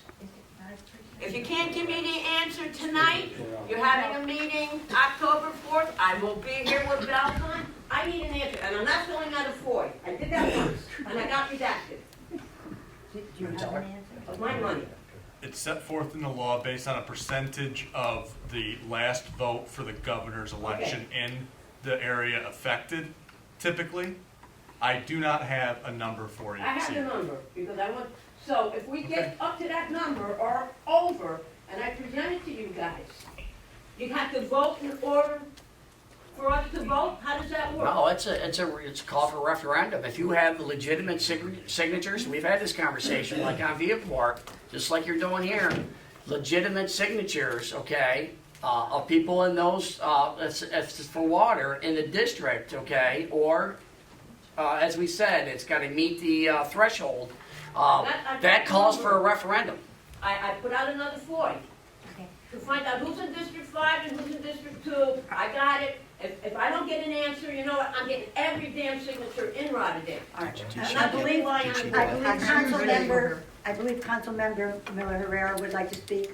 Oh, I was just gonna say with regards to Gilderland, I'm not sure we'll have an issue with renewing the agreement with them. It looks like they've pumped some of their ARPA funds into a multi-million-dollar study on how to improve water quality out of the Watervliet Reservoir and their wells there. So I don't anticipate that being more than an emergency connection moving forward. Okay, we'll see. Oh, I'm sorry, did everybody hear that? No. Sorry. It's great. I was saying that I don't know that we'll have continued agreements with Gilderland moving forward anyways. It appears that they've used some of their ARPA funds in addition to their water district funding to pump millions of dollars into studies on how to and what they're going to do to improve water quality out of their wells related to algae blooms in the Watervliet Reservoir. So it appears that moving forward, our interconnection will most likely be for emergency purposes only for ours and theirs. So I wouldn't anticipate a renewal of that lease, but that's just my opinion, having reviewed their agendas and their engineering studies for their wells when I was preparing for our water project presentations. I once recommended that we first take everything a step at a time. And the first step is to make Rotterdam whole, one district, so that some places aren't paying $2,000 or $1,000, while the others are paying $158. I think the average might come out another $50 or something, whatever, but I think that should be looked at first. I'm asking the board to first make Rotterdam whole. One district, instead of these District 1, District 2, District 3, District 4, I don't know if I remember it all. At my age, I keep using it as an excuse of remembering everything. I'd like the board to look at that right away and consider that. Step 1. Step 2 was, this is a total dollars of $34 million. Step 3, we're looking to get funding, if it's available, on a federal level, state level, local level. We're jumping the gun, some people already, of saying, no, no, no, we're going to have a vote and have the public. Yes, we want to be involved naturally, and we are coming to these meetings and talking. But we don't know what the first step would be and what would be the priority. There are certain things in your presentation that says this is priority, top, this is second, this could be third, maybe make it into 5 priorities and look at the most important area and what's the dollar figure if that was to start the work. Is it $5 million? Is it 10 million of the 34? We've only heard $34 million and people are getting upset right away like we're going to spend it tomorrow. And I don't think that's the case at all. And I think in making presentations on this total, the 34 million, is it just the water? And does it include the sewers? It's just the water. It's just the water. Just the water. Then you have the sewer problem as a separate issue. Then you're really going to get the people yelling and screaming and upset because there could be another 20 million there. Who knows? That's the next one. That's the next one. So before we all get bent out of shape on worrying right away, let me finish, please. You turned around and looked at us. You I- opened the because door. I want you to hear me, that's all. Melvin, just Up here. It's okay. To the chair. And I would like to say that before we get all bent out of shape and see, we got to hear what that figure is going to be at the same time. And I presented to you something that you got to research. I hadn't had time to read it from Washington and seeing what areas we can go for funding on a federal level. I don't know if there's anything on a state level. And I don't know if you can answer that, whether the state has any emergency funding or anything. But if not, I'll make a phone call there if you want me to do that. Thank you. Boy, you get insulted. Is it, after this gentleman speaks, if I don't have any objection, we still have the presentation for, I'm sorry. After this gentleman speaks, if there's no objection, I'd like to move on to the wastewater treatment proposal so that everybody can be informed about that, and then also ask any questions. Thank you. So just for clarity on the water billing, you said it only went up $20. Mine went up $23, but that's 17%. So that's a significant increase. And we were initially told that the separate billing was because it's the way they do accounting or whatever. But we know that wasn't true. We know that you did that to stay underneath the tax cap. That was later on admitted. I had a council member admit that to me. So I just want to make that point. And also, I still wanted to know if you did consider any other proposals. That, my question wasn't answered. So I'd like to see if I can get that answered.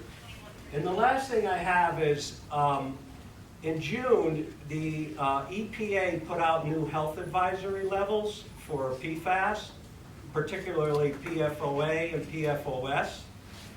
Rotterdam's water quality report shows those levels far above those new health advisory levels. So my question is, are you guys going to build in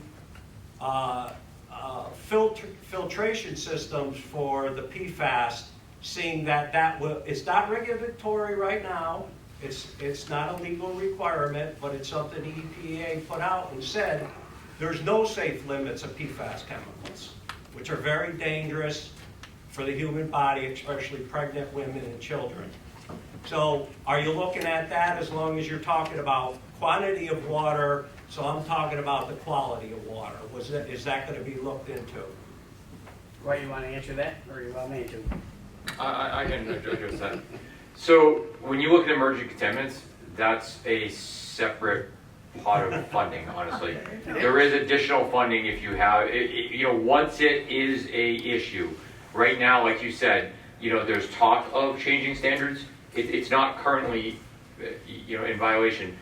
If they do adopt new standards that put it out of the limit, there's additional funding to go after that to be able to do something that's specifically geared towards that. You can't use it for non-related items. So your water main being undersized or being aged doesn't qualify you just because you have PFO or PFAS.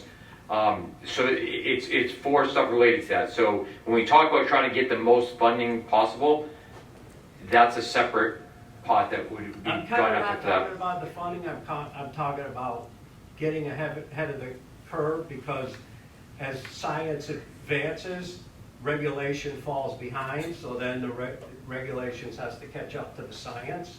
So, like I said, this is a very dangerous chemical, manufactured chemical, and I'm just saying, I think the town should be looking at that at least. Now, keep in mind, not only Rotterdam, if you know where our well field is, the city of Schenectady is across the street with theirs. Glenville takes water from the same aquifer. We're trying to protect that aquifer. You're asking us at this point in time, if we had to treat that water source down there, I couldn't even imagine what the rates would be in the town of Rotterdam, or the city of Schenectady, or Glenville for that matter. That's the beauty of the source that we have, is we chlorinate it and send it in the distribution system. That's why Rotterdam is beneficial of $157 water bill. Because if we go to communities that provide treatment or surface water treatment, their bills are about $500 to $600 a year. So yes, Rotterdam pumps their source and pumps their source and pumps their source, because again, we have no accountability in Rotterdam on how we use our water. We spent the better part of this entire summer doing a water conservation initiative in our town to reduce the amount of water that we have coming out of our well field, because we all know the more we pump, the more we bring constituents to our well field, okay? So we have a county watershed board that protects that aquifer. We have zoning regulations that protect that aquifer. If you're in an area that's an aquifer overlay, we have to do everything in our power to prevent what you're asking us to do, which is provide treatment. I don't even want to come to that meeting. That's all I'm trying to do here, and this board's trying to do is get water from that source to your tap. We have infrastructure that goes back to the 30s, 40s, and 50s. That's our problem right now. If that becomes our problem in the future, that's going to be a lot bigger than the problem we're talking about right now.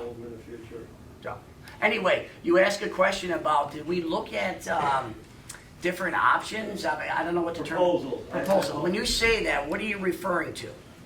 Well, did you look at, like I said, did you look at maybe doing it in phases, prioritizing what needs to be done first, and then We doing did. it in a second phase or a third phase. We did. Our phases are like 3 phases. I think the number that Roy mentioned earlier today, about 60 million, I think it's close to about 100. So our phases are, we got urgent improvements. We added them all up. No, I mean as far as the project. Now, hold on, there's $34 million worth of urgent improvements. That's why we had this number, $34 million, okay? We have other priorities. We have a yellow and a green. That's the balance, okay? Another $60 million worth of improvements, okay? That Rotterdam needs to make, okay? We can't make them today. Now, if you're asking if we're going to take the $34 million project and prioritize that, we submitted an application to the funding agencies. No, Hold on. You're misunderstanding me. You're pivoting this whole thing. No, hold on. I want to explain. We submitted an application to the funding agency that competes against other communities' applications. They want us to give them we have to give them a scope. They score it based on, are we making source improvements, distribution improvements, storage, metering. It actually gets scored. Okay, so we went through our project to determine how we can maximize the score to get the greatest amount of grant. And that turned into a scope of work for $34 million. That's how we got there. So the presentation the gentleman gave, that's the project, and that was the only project he considered to bring to the public for consideration. That's right. Phase one. Correct? Yes. That's what I was asking. Yes. Phase one. He's saying there's gonna be phase 2 and phase 3, because there's $100 million worth of stuff that needs to be done over the next 20 years. Rotterdam's got a very aged water distribution system. That's the nature of it. No, you said that. We heard. We got to get on it at some point in time. Quite a bit. All right, if there's no other questions, or if you would hold them, I'd like to go on, only because I'm in no rush, but, but I'd like to have the presentation for the water sewer maintenance, or the water, I'm sorry, for the water treatment, wastewater treatment plant. And Brenda, I swear we will come back to you, just let them do the presentation. Roy, okay? thank you. Thank you.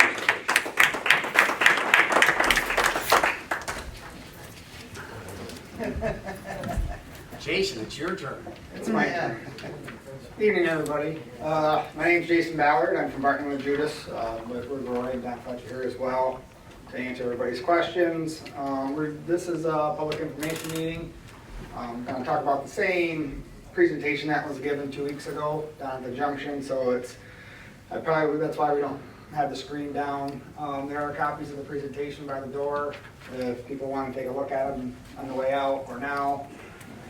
So I'm kind of pivoting from the water, drinking water, clean, to the dirty water, the septic, the sewage, the treatment part of that. And we're at this presentation, we're really only looking at the wastewater treatment plant. Again, similar to the water, we came up with an outline as part of the presentation.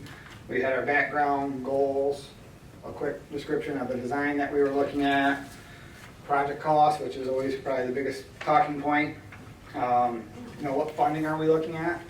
And then the user costs that everyone's going to see. Some of the project background, similar to the water side, the wastewater treatment plant is extremely old.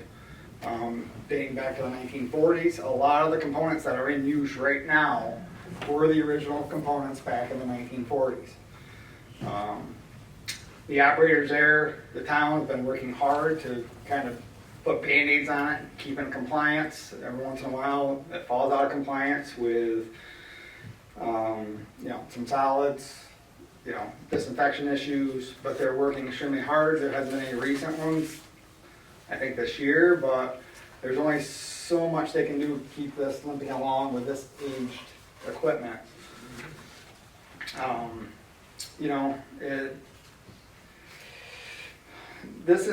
We've been looking at this for a couple of years now. We started this project back in 2019. We did a report in 2020, kind of right during the COVID time. And then we kind of re-upped it here this past June. Again, looking at the issues with COVID, the supply chains, we wanted to make sure we had enough dollars kind of going back to the funding sources to maximize what grants, what funding options, what what money is available coming down the pike here to utilize for this project to keep the cost down as much as we possibly can. And looking at the existing infrastructure at the treatment plant, and just to get it up to date today, there's major improvements that need to be made. But then also looking into the future of what developments, where is there additional developments within the town, and can this treatment plant accommodate that growth? So as part of, one, getting it up to where it can treat today, I think the existing capacity of the treatment plant is 1.5 million gallons per day. The existing plant can't meet that permitted gallons per day. There's bottlenecks in it. They're doing the best they can, keeping it as clean as we can, but it just can't meet today's demand and what it's permitted to do today. So if we're gonna,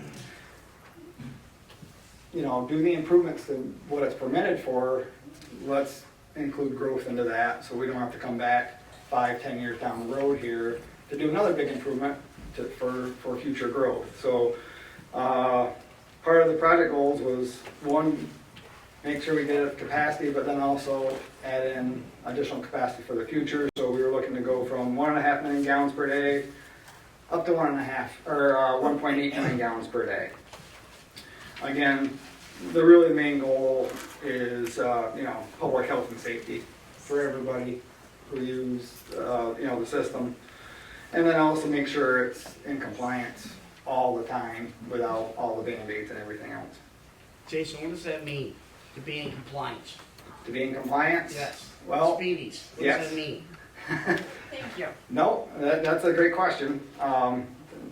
The state, there is a permit on the facility saying you can discharge this limit.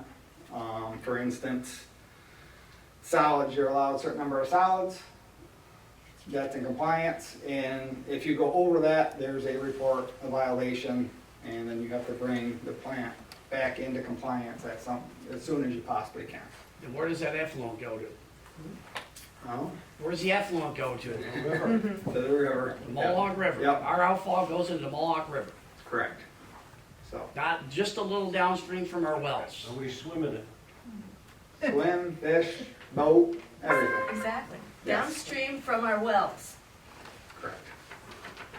Yep. So again, one of Why you need a filter. the project goals are there. Could you just mention a little bit about disinfection? Why we do disinfection Yes. for fecals? Yep, we have fecal, coliform, bacteria. Right now, they disinfect with chlorine.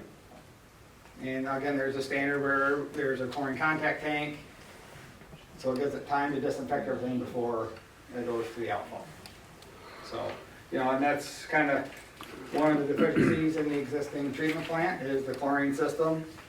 There's very little control, it's manually operated, where the proposed project would automate that and get it more of a flow pace, so as the flow goes up, more chlorine chemicals disinfect the flow coming through.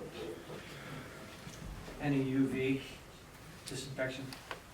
We looked at that as part of an option, but again, looking at, that has a very high capital cost and then high energy use, where the chlorine is simpler if we can get it regulated.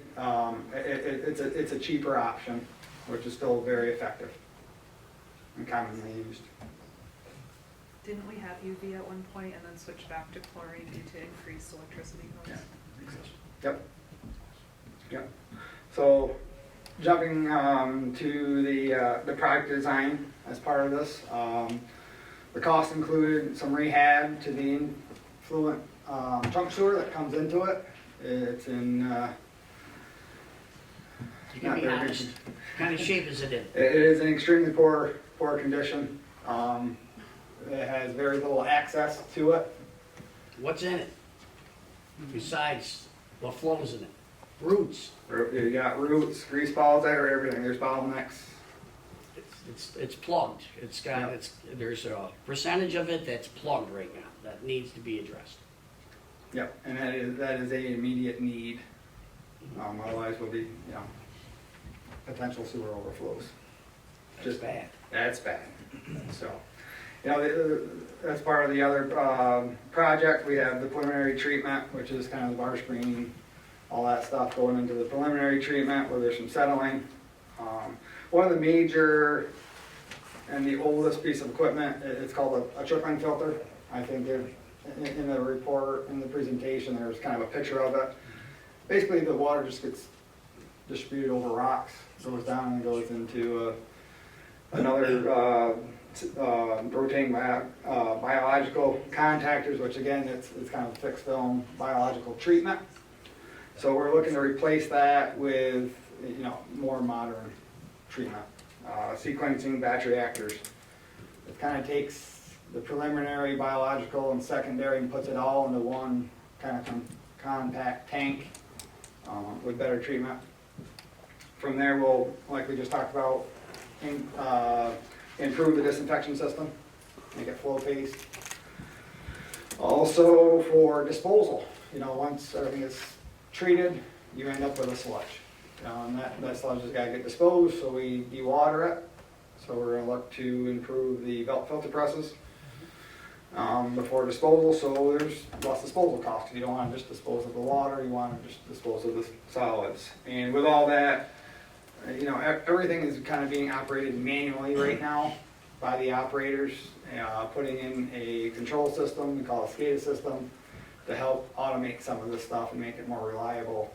You know, as soon as there's an alarm or an issue, the operators get told immediately so they can come and address the alarm and fix it. So from there is kind of the big is the cost.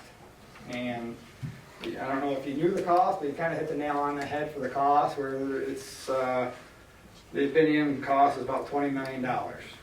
16 of the 20 million is at the water treatment plant itself, wastewater treatment plant.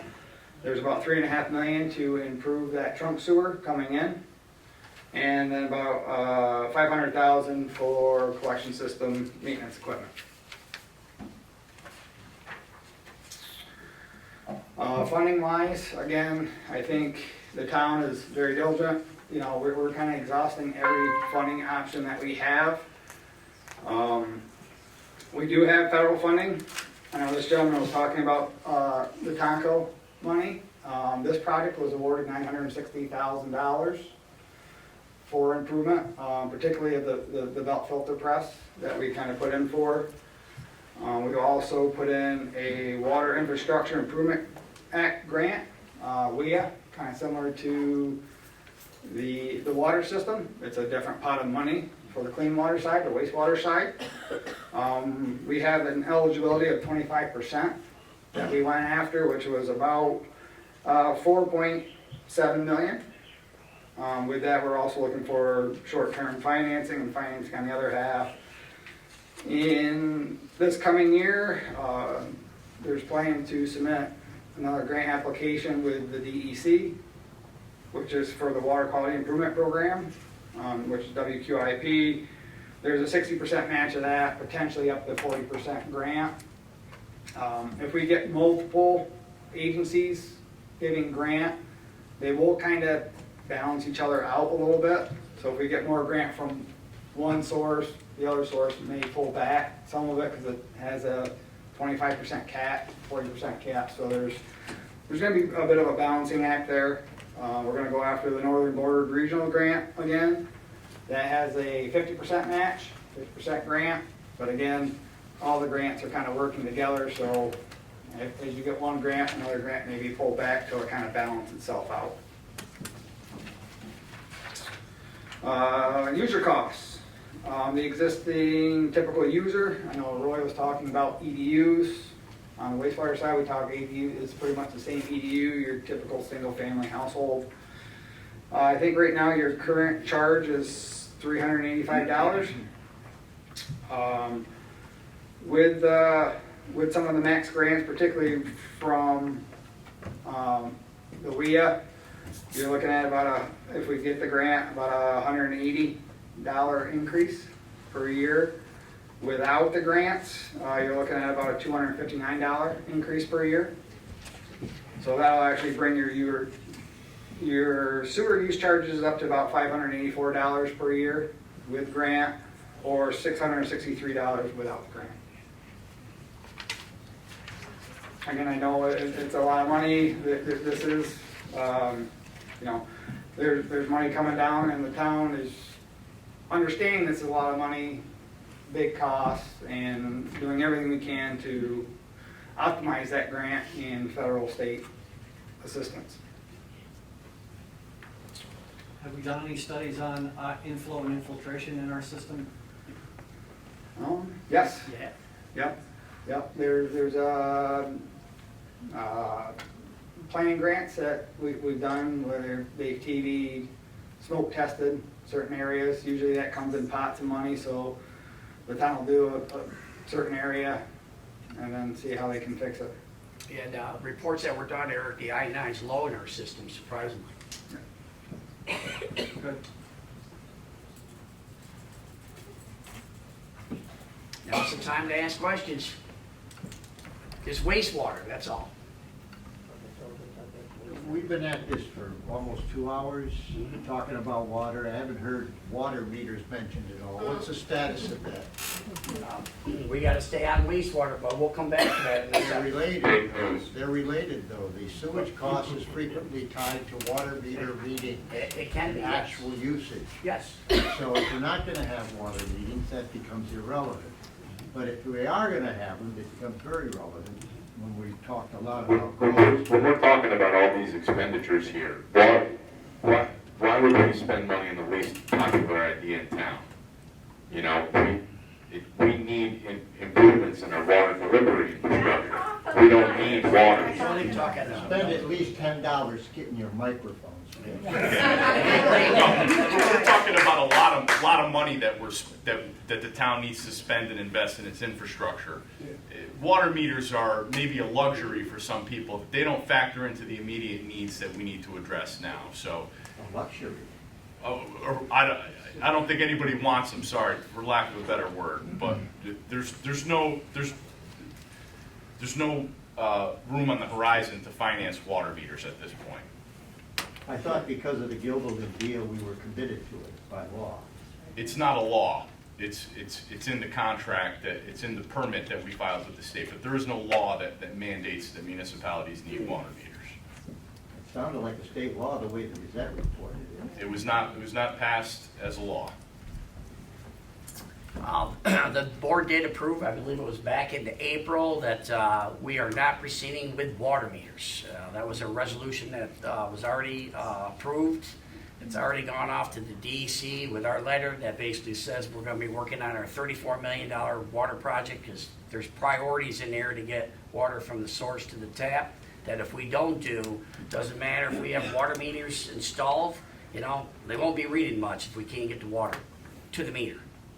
That's why we're doing a $34 million water project. There's priority things that need to be done long before we touch water meters. But this is a wastewater. We want to continue with the wastewater improvements and questions. If we feel we're done with that, we'd be more than happy to entertain more questions on water. There's a lady in the back. Go ahead. Yep, you. I just have a question as far as, this is with the wastewater and sewer. Yes. Okay, so how does this affect people that have septic? Because.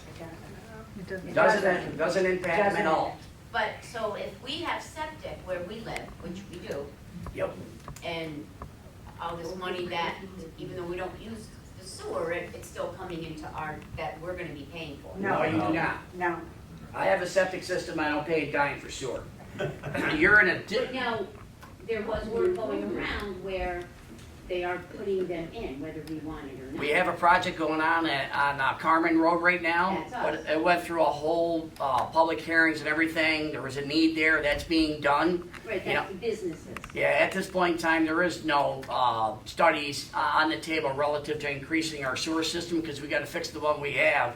And it's for a certain designated area of residents and businesses that are in this district, which is sewer district number 2 and its wastewater treatment plant. They're called benefited users, and they're only the ones that pay. So now, this project that we're doing to upgrade sewers is gonna hit them hard because it's a certain percentage of the town, the Rotterdam residents. The So- ones that are on sewer, Well, the ones that are on The sewer ones that are in two. District 2. two, District 2. yes. The water and the sewer. Oh, boy. The most basic things we need every day. Thank you. You're welcome. I saw some other hands up there. Keep asking questions. I saw your presentation 2 weeks ago, and I found it very informative, and I understand the need to fix and update our sewer plant right now, okay? I don't have an issue with that. But I'm going to repeat my point of, I'm on Route 7, east of Burdick Street. There are many of us there who are on sewers and have been since 1950. Septic tank. Or I should say septic tanks, okay? We are not interested in adding on to this sewer district. We would prefer staying on our septic tanks. We don't want to be on sewers. For us, it's not a cost-effective solution to have sewer lines. I mean, you're talking about a $5,000 hookup per house, another $1,000 a year for the debt maintenance. You're talking $600 to $1,000 a year for operating bonds, okay? And also, if you're beyond 100 feet from the street, you have to have a grinder pump, and that's a $600 repair every single year. Through my experience with a business that I worked at, we went through a grinder pump once a year. So that's another $600. So I really cannot encourage the town board to expand the sewer district on Route 7. Just as an aside, the town generally is not expanding the sewer system unless there's a need, and many times it's a regulatory requirement.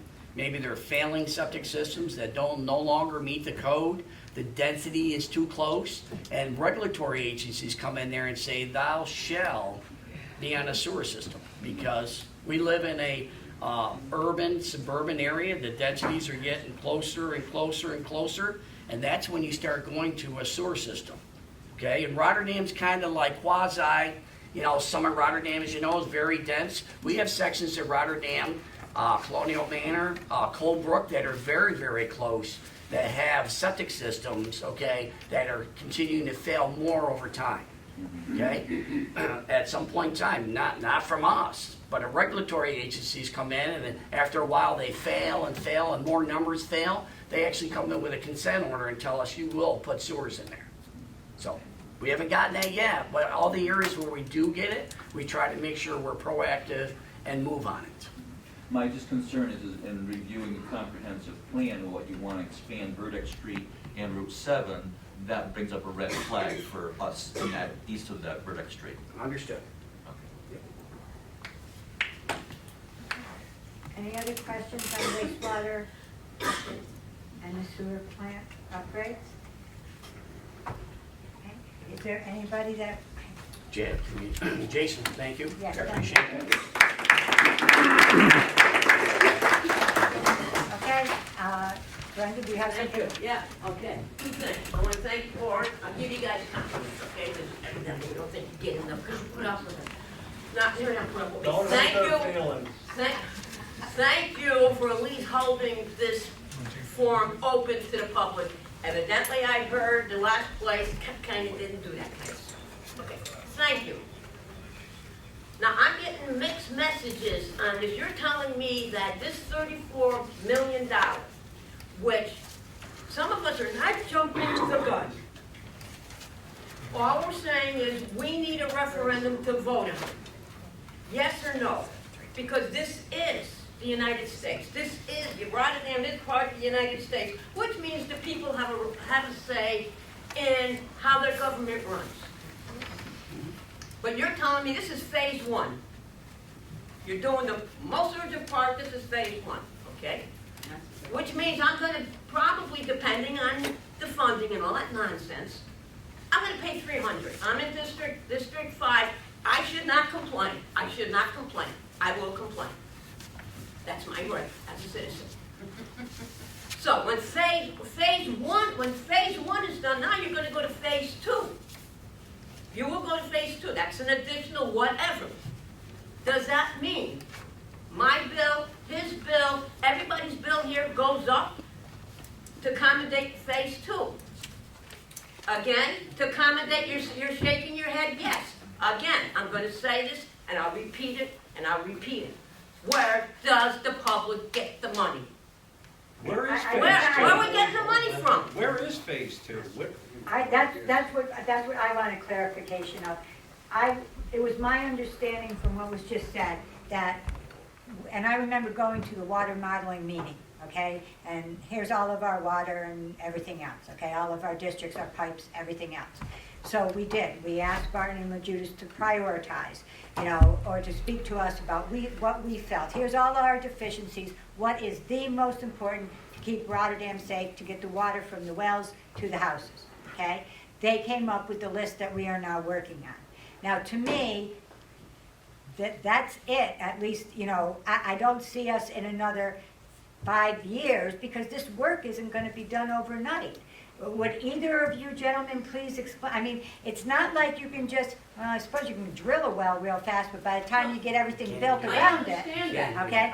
And you people, all you guys, are talking about the future, okay? Yes. So I'm talking about the future. I'm not going to be here in 5 years, all right? I'm going in 5 years. So let's saddle the bill onto the next generation. And then we'll saddle the bill, after that's done, to the next generation. Basically is what you are saying. What I'm saying is, how are the people? I know you look puzzled, but phase one is 34. You just told me this is a $100 million project. So, phase one is going to be done in 4 or 5 years, whatever. I understand the drilling. I got that. Okay? You can't guarantee any of us here that the next 5 years our water bill isn't going to constantly go up. You can't guarantee, you won't even, the mortgage is a fixed mortgage, which means, a fixed mortgage means your payment stays the same. Well, you're shaking your head, yeah. That's right. For that project. When I see my water bill next year, and it's 300, and then the following year, it's 600, I'm gonna have a problem. I understand what you're saying, sir. I'm not putting the horse before the cart. I'm just saying, this is what's gonna happen. And it's just common sense, because materials are gonna go up. They're not going down, they're gonna go up. And depending on how you got the bids going and all that, it's gonna go up. And just one thing that you didn't let me get to say. Why do we have a dog officer when we don't have animal control? That's all I'm going to say. But I'm all done talking. Thank you for allowing us, the public, to at least voice our opinion. And thank you for giving me all this time. Because you wouldn't give it to me over there. And you wouldn't give me when I wanted it. Thank you. I appreciate you guys. And Facebook. 3 radio, 3 TV stations. Paul Vandenberg, call. You want people to come here? You gotta let them know. Right. You gotta let them know there's a budget meeting. I did not know that the town meeting is in the fall, twice a month. I didn't know that. So if I don't know it, I'll guarantee you the 20 or 30,000 people around here do not know it. And I'm sorry, your obligation, I'm sorry, you guys got an obligation to us. You got an obligation, we have an obligation to be here, but you have an obligation, hey, you want to be part of the budget meeting, you need to be there. And you need to emphasize it. I don't care how you do it, it can be done. It can be done. Thank you, and thank you for allowing me my time. You're welcome. You're more than welcome. We do, at the very beginning of the year, we put out a full schedule of every meeting that meets here. I understand, okay, not everybody reads the newspaper, not everybody has the internet, so I do understand that.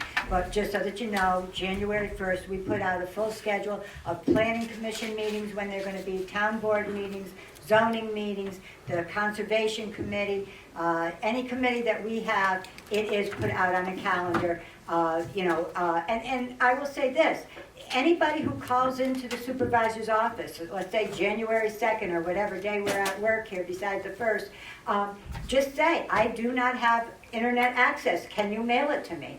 I have no problem with that. So getting the word out is not a problem. We do try to post in the paper. Ask. Pardon me? You have to ask. Well, yes, but, you know, I mean, we do try to post it. Now, as far as why we're hiring a animal control officer, years ago, the town did have a full-time animal control officer. I believe when that person retired, I don't know whether they couldn't, again, I wasn't on the board, I don't know whether they couldn't find someone else who wanted to do it full-time, but we do have 2 part-time people that do come in, so that if a resident calls and says there's a vicious dog in the neighborhood or whatever's going on, that they go and take care of the animal. So that is why we have them, and to some extent, it was good for us to go to 2 part-timers, because part-time people do not get benefits. So you don't have to add another $20,000 or so to their salary for what they're doing. And it works well for them. Apparently, they want part-time work. So hopefully, we're helping them, they're helping us. Madam Supervisor, I also believe that a lot of them is also regulated by ag and markets, and you have to have some sort of dog officer. Okay. Did everybody hear Councilmember Prisco? Go ahead. Yes, I said that ag and markets regulates a lot of that. You have to have some sort of animal control plan. Evan? Some sort of animal control plan has to be in file, okay? Couple of comments. The gentleman concerned about the water meters. It was not, just to repeat what Mr. Mastriani said, it's not a matter of law, but when we, when you make an application post-2013, you have to submit a plan. And that plan includes one of many bullet points, one being leak detection, another being possibility of metering. Both this administration and the previous administration has always tried to make it clear that we find no economic benefit to adding water meters. But you have to submit it as part of your, I forget what, some sort of compliance plan, if I'm not mistaken. So again, if we work on infrastructure improvements, if we work on leak detection, which is a big one, in my opinion, then most likely we wouldn't be mandated to move towards the water meters. But you still have to submit it as part of your compliance proposal. As far as the logistics of all this, it is my understanding, and Mr. Dodson as an engineer, please correct me if I'm wrong, but the municipality hires an engineering firm, in this case Barton and Judas. We hire them, we pay them a very healthy fee to tell us what's going on, tell us what our needs are, tell us, identify the current situation and where we need to go with it. Based on that, they make a proposal, okay? That proposal includes what needs to be done. When it comes to water sewer, I will tell you this, one of the first visits I made as an elected official almost 8 years ago was to the water sewer plant. And it was kind of earth-shattering to realize that they hadn't so much as changed the circuit breaker down there since 1994. Again, a lot of times, in order to make budgets look good, I think administrations before these two felt it prudent not to spend money on the stuff that wasn't sexy, not to spend money on things that people didn't see. And now we're paying the bill. I have to agree with Mr. Dodson when he says, the can has been kicked down the road. The comment was mentioned about, putting the burden on our grandchildren and our children. Well, it's only going to get worse if we continue to kick that can down the road. We have to invest in this. In my opinion, the water sewer, the sewer treatment plan is a priority, because I've seen, again, talk about 1920s and 1930s technology. Unfortunately, this is the world we live in. And sooner or later, if we keep putting it off, that 34 million is going to become 60 million.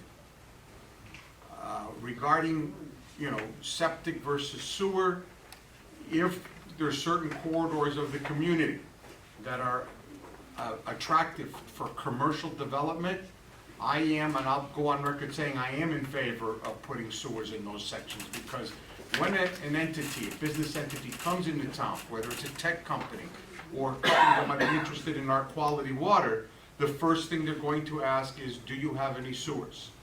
There is a GE contractor that rents a building currently in the town of Rotterdam. There are no sewers there. He is spending $280,000 a year on waste removal. I can guarantee you, if I was that entity, if we do not provide them sewers, he would be hard pressed to stay in that location. So it is that balance of not burdening our residents, and I hear you loud and clear. I'm on septic, my parents are on septic. It's working, okay? But yes, if the infrastructure goes along a corridor that is important for commercial development, which helps our tax base long-term, yeah, there's going to be some hard decisions that have to be made. But, you know, from a sanitary standpoint, you know, as you move forward, sewers, you know, anything new will probably have sewers attached to that. Businesses currently pay are metered, right? Water metered? Yes, I am metered in my business. Right, you pay for water fully meters metered. in addition to businesses and possibly. And my sewage bill is based on my water meter, unless I choose to invest, correct me if I'm wrong, Jack, if I choose to invest in a sewage meter, then it would be only on what goes out. Okay, like for example, I may invest in that someday because think of the coffee you drink, think of the soup you eat, think of the beverages you drink. In my business, that water's getting consumed, but I'm paying sewage fee on it because it's being poured out based on the water meter. And you paid big money to have a grease trap. Yes. Yes, and I have redundancy with the grease trap. How come you moved the sewer bill from our property taxes? Because that's what hurts me. I plan on that in January. I plan on the school taxes in the fall. Now, in June, when we want to do things for the summer, it really has put a cringe in our lifestyle. So why did you move the sewer bill from the property tax? This part I don't. You know what? I'll own that. I was part of that administration, and I may be right or may be wrong, but the logic is that in the interest of keeping our seniors under that tax cap, so could they get the STAR exemption, it was an accounting move to keep us under the tax cap. We go over the tax cap, our seniors lose the STAR exemption. That's how I understood it. That's and again, perhaps we should have marketed it better because it was removed from the January bill. Where if the public knew that it was removed and would be moved to the June bill, perhaps they could have taken that money they saved for the January bill and set it aside to pay the June bill.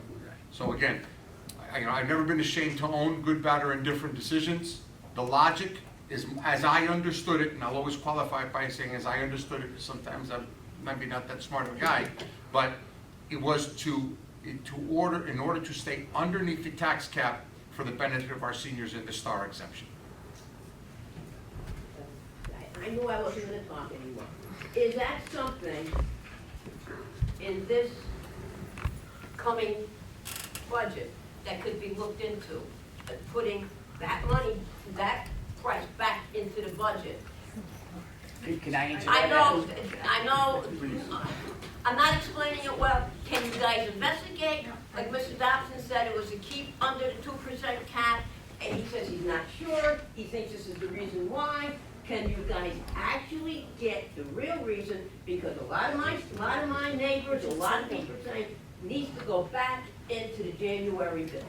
I'm just asking, and I probably won't shut up, but I will have to. Look, I have asked, I made several calls to when we were coming into office in December, okay, I met with a financial consultant that was working here. And I asked this person why they were doing this, because I had been at the budget meetings, or the town board meetings. And I was told that the state comptroller's office had said this is the correct way to do it. So at that time, I asked for an email, a letter, some written form of documentation that told me this was the correct way to do it from the state comptroller's office. I was told it was just happened in a phone call, which very well could have happened. So once I came into office, I made about 5 calls to the state comptroller's office, went from this department to this department. The last department that I talked to, I was given an answer that it could be done either way, and then I got a call back from the same person about a half an hour later, and they said, no, you have to talk to our legal department, and they won't talk to an elected official, they'll only talk to an attorney for the town. So I did relay that information to Mr. Tingley. Also, our deputy comptroller has been doing the same thing, reaching out to them, and still cannot get an answer in writing or even told to look at this section of this law that would cover it. So to this point in time, no, we still do not have an answer. And if And would I, it help if the residents start making phone calls? if I If you can, do it, yes. If you do it, if I can expand on that. I can't understand that. okay. Brenda, if I may. And I don't get answers. And- I'm still waiting. I gotta redact it. So when I first got elected, there was a seminar on procurement up in Saratoga from the state controller's office in their lead campus. In fact, I brought Larry with me and we went up there to talk about municipal purchasing. And there were town attorneys from all over the state there, and there were, some elected officials and department heads. And every single time a town attorney asked, and this guy was the lead counsel, gentleman who I happen to know, was one of the lead counsels for the state controller's office, they would not give an answer. Because, they'll tell you to refer to case law, they'll tell you, it was mind-boggling. What do you expect us to do as a municipality, one attorney said? You don't give us the guidance. All right, what can we do? I will Not say, sure, but, the budget process, I can't believe that our government is working the way, I'm not talking about you guys, okay? Yeah. Please understand that. yeah, I'm understood. not talking about you guys, But- but I will when I get redacted. Now, Well, on this, Brenda. who can we, well, they did redact me, I know it. But what can we do to get an answer? Because what I don't, the answers that I heard is because they wanted to keep it under the 2% cap, okay? But if you can't pay that bill, you can pay it on your property tax with a tax on top of a tax. So, if you can pay it, you can't pay it in July, July. It goes onto your property tax. So how, if you can't pay it in July, how does, I know you can't answer me, somebody's gotta find It goes on, it how can becomes, it not affect so, the I can answer 2% that. cap if you're putting that bill back onto the January bill because you can't pay it in July? That's all I'm asking. Brenda, I can answer that. Thank you.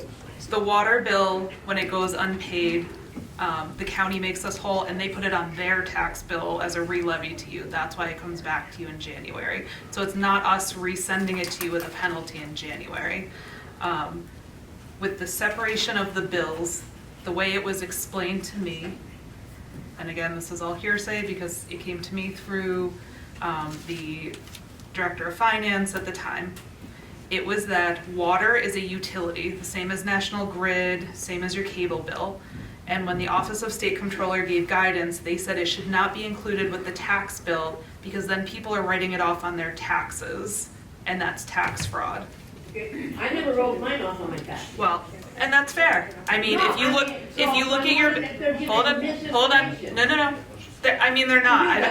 I mean, we literally sat at the back table interviewing potential controllers for the town who told us they do it anyways. They write it off their taxes, and I was horrified.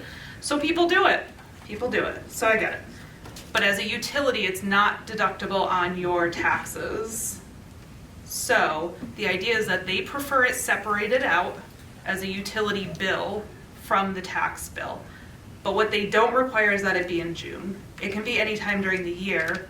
For our purposes, the difficulty is making sure it doesn't schedule up against other bills that we're sending out. So getting them printed, getting them out, and getting the payments back can't conflict with school tax collection or the property tax collection. So theoretically, I think we could look at moving it to an earlier part of the year if that's what residents want. But it would be separate. It would still be separated out though, I believe, unless somebody can get guidance that tells us otherwise. When we looked at it, we talked about, do we do a bill in November? Do we do a bill in February? And everyone thought that keeping a January bill was what the residents expected, and if we changed it from June, people would be confused. They wouldn't have budgeted properly. All these other variables that are similar to the issues that arise by having a change in the amount of your bill in June. So each and every option had its own set of hurdles, problems, and issues. I think the hope was that by keeping it on a June bill, it would have the least impact because it allowed time after the January bill to get it paid? Instead of saying, well, it's due in November, when you were expecting it to be in January. That wouldn't work had we been given the notification in January that this was coming down the pipeline in Yeah. June. No, and I think that's very fair. We went from finding out this information from the Office of State Controller at the very last minute, right? It was end of November, early December, when we weren't even sure there was enough time to take it out of the bills before they were printed. And then there was a change in administration, you know, people come in, they have to get up and running. It took a little while, right? And there was a lot going on in January, so I think. 6 months is a long little time. Well, and I mean, in terms of getting information out to the public, the new, you know, the supervisor. That could have been done easily with some kind of. Right, I mean, and I understand, we could have put ads in the paper, but even just putting ads in the paper relative to. Not in January, We but we did spoke put about out. it at every The ones meeting. the ones we did, you know, Supervisor Collins, how much did it cost us to run the Again, ads? we got radio stations, $900 we have public We speaking. put it on Facebook, we had it on the website, we had it at meetings. Wasn't I it know, it was disappointing. We had a PR firm at the time that we told that this was their number one thing that they had to communicate. And We were learning, it's hard to, even with all these I mediums. understand that, but you're a taxpayer, you know. Did you, well, you knew what was coming down the pipe. Yes. Okay, you knew. Yes, Now be us. yes. And I had to hear from somebody in May of two things. Again, the report and tax. I had to hear it from somebody at my bank. And I says, are you friggin' kidding me? When are they gonna tell us? When the bill comes in June? Just, we tried. I talked about it on I didn't Vandenberg, hear I it. talked about it on Facebook, we had it on the town website. We had a PR firm that was committed to it. And it was a learning experience that even with all the times that we threw it out there. I'll give you guys the learning experience, okay? I'll give you guys the learning experience. I'll give it to you. But you know what? I suffered, my neighbors suffered. But And I don't know what the hell taxpayers I'm would have gonna do suffered next if we year. spent And, $12,000, $13,000 to send a letter to everybody's house too. We weren't here to do Yeah, that's right. You know, that I will be willing, I don't have money, I'll do total two donations. That, and to get your mic fixed. Regarding, I'm serious. I mean, I don't know where our money's going. Wait a second. you'll find out. No, because when I do find out, I get a redacted version. Okay, I have two. And I keep saying that. I have two other. I'm holding on. Go ahead, ma'am. Yep. Hi, my name is Tony, and I just have a question. It's not about the water. I was here for all the water, concerns. But I just recently, I really apologize, but I applied for my enhanced star, and I didn't get it, and I've been trying to get in touch, and I sent it back in. No response. Is there any way I can get a response? Well, I will tell you this much, we just had one of the people resign and go to another position in the assessor's office. So, why don't you leave me your name and a number that we can reach you on before you leave tonight? And I will personally bring it down to the assessor's office. But we did have a person who left, thankfully, she was, got another job offer and so she went, okay? So that might have been the reason. All right, okay. And I'm sorry. I'm not arguing that I wasn't notified of the sewer and water bill together. I was aware of it. However, while I'm listening to you, that you have a sewer, you have a septic, you have a septic. And we're retired people, and we're paying a fixed income, 2 bills a year is great, but that third one is hurting us terrible because my girlfriend isn't paying. She don't understand what I'm paying. $500 and some in June. Now it's going to go up with your new proposal, which we need. It's going to go down when you make it. Right now, it's going to go up because in a few years, it's going to keep on going up because you need these infrastructures taken care of. And I'm totally against all these apartment buildings. But I'm telling you, by doing that, I'm not poor. I can't apply for anything, but it did hurt our lifestyle.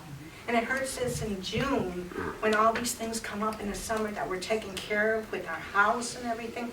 And I just want you to aware that, and I'm not arguing that who knew it or sending letters out or on Facebook. What I'm saying is, if people have the septic, they don't understand what we're going through for the added burden. And now you're telling me it won't be 500 something in June, it's gonna be more. And that's what's bothering me, just to let you know. Keep in mind, again, just to be clear, debt service is not necessarily going to be on your June bill. That's something that can be on a January bill, okay? As part of your bill, depending on how it gets set up. And that's one thing we are looking at relative to the sewer district number 2. We have like 17 extensions in there. There's a conversation earlier about, consolidation.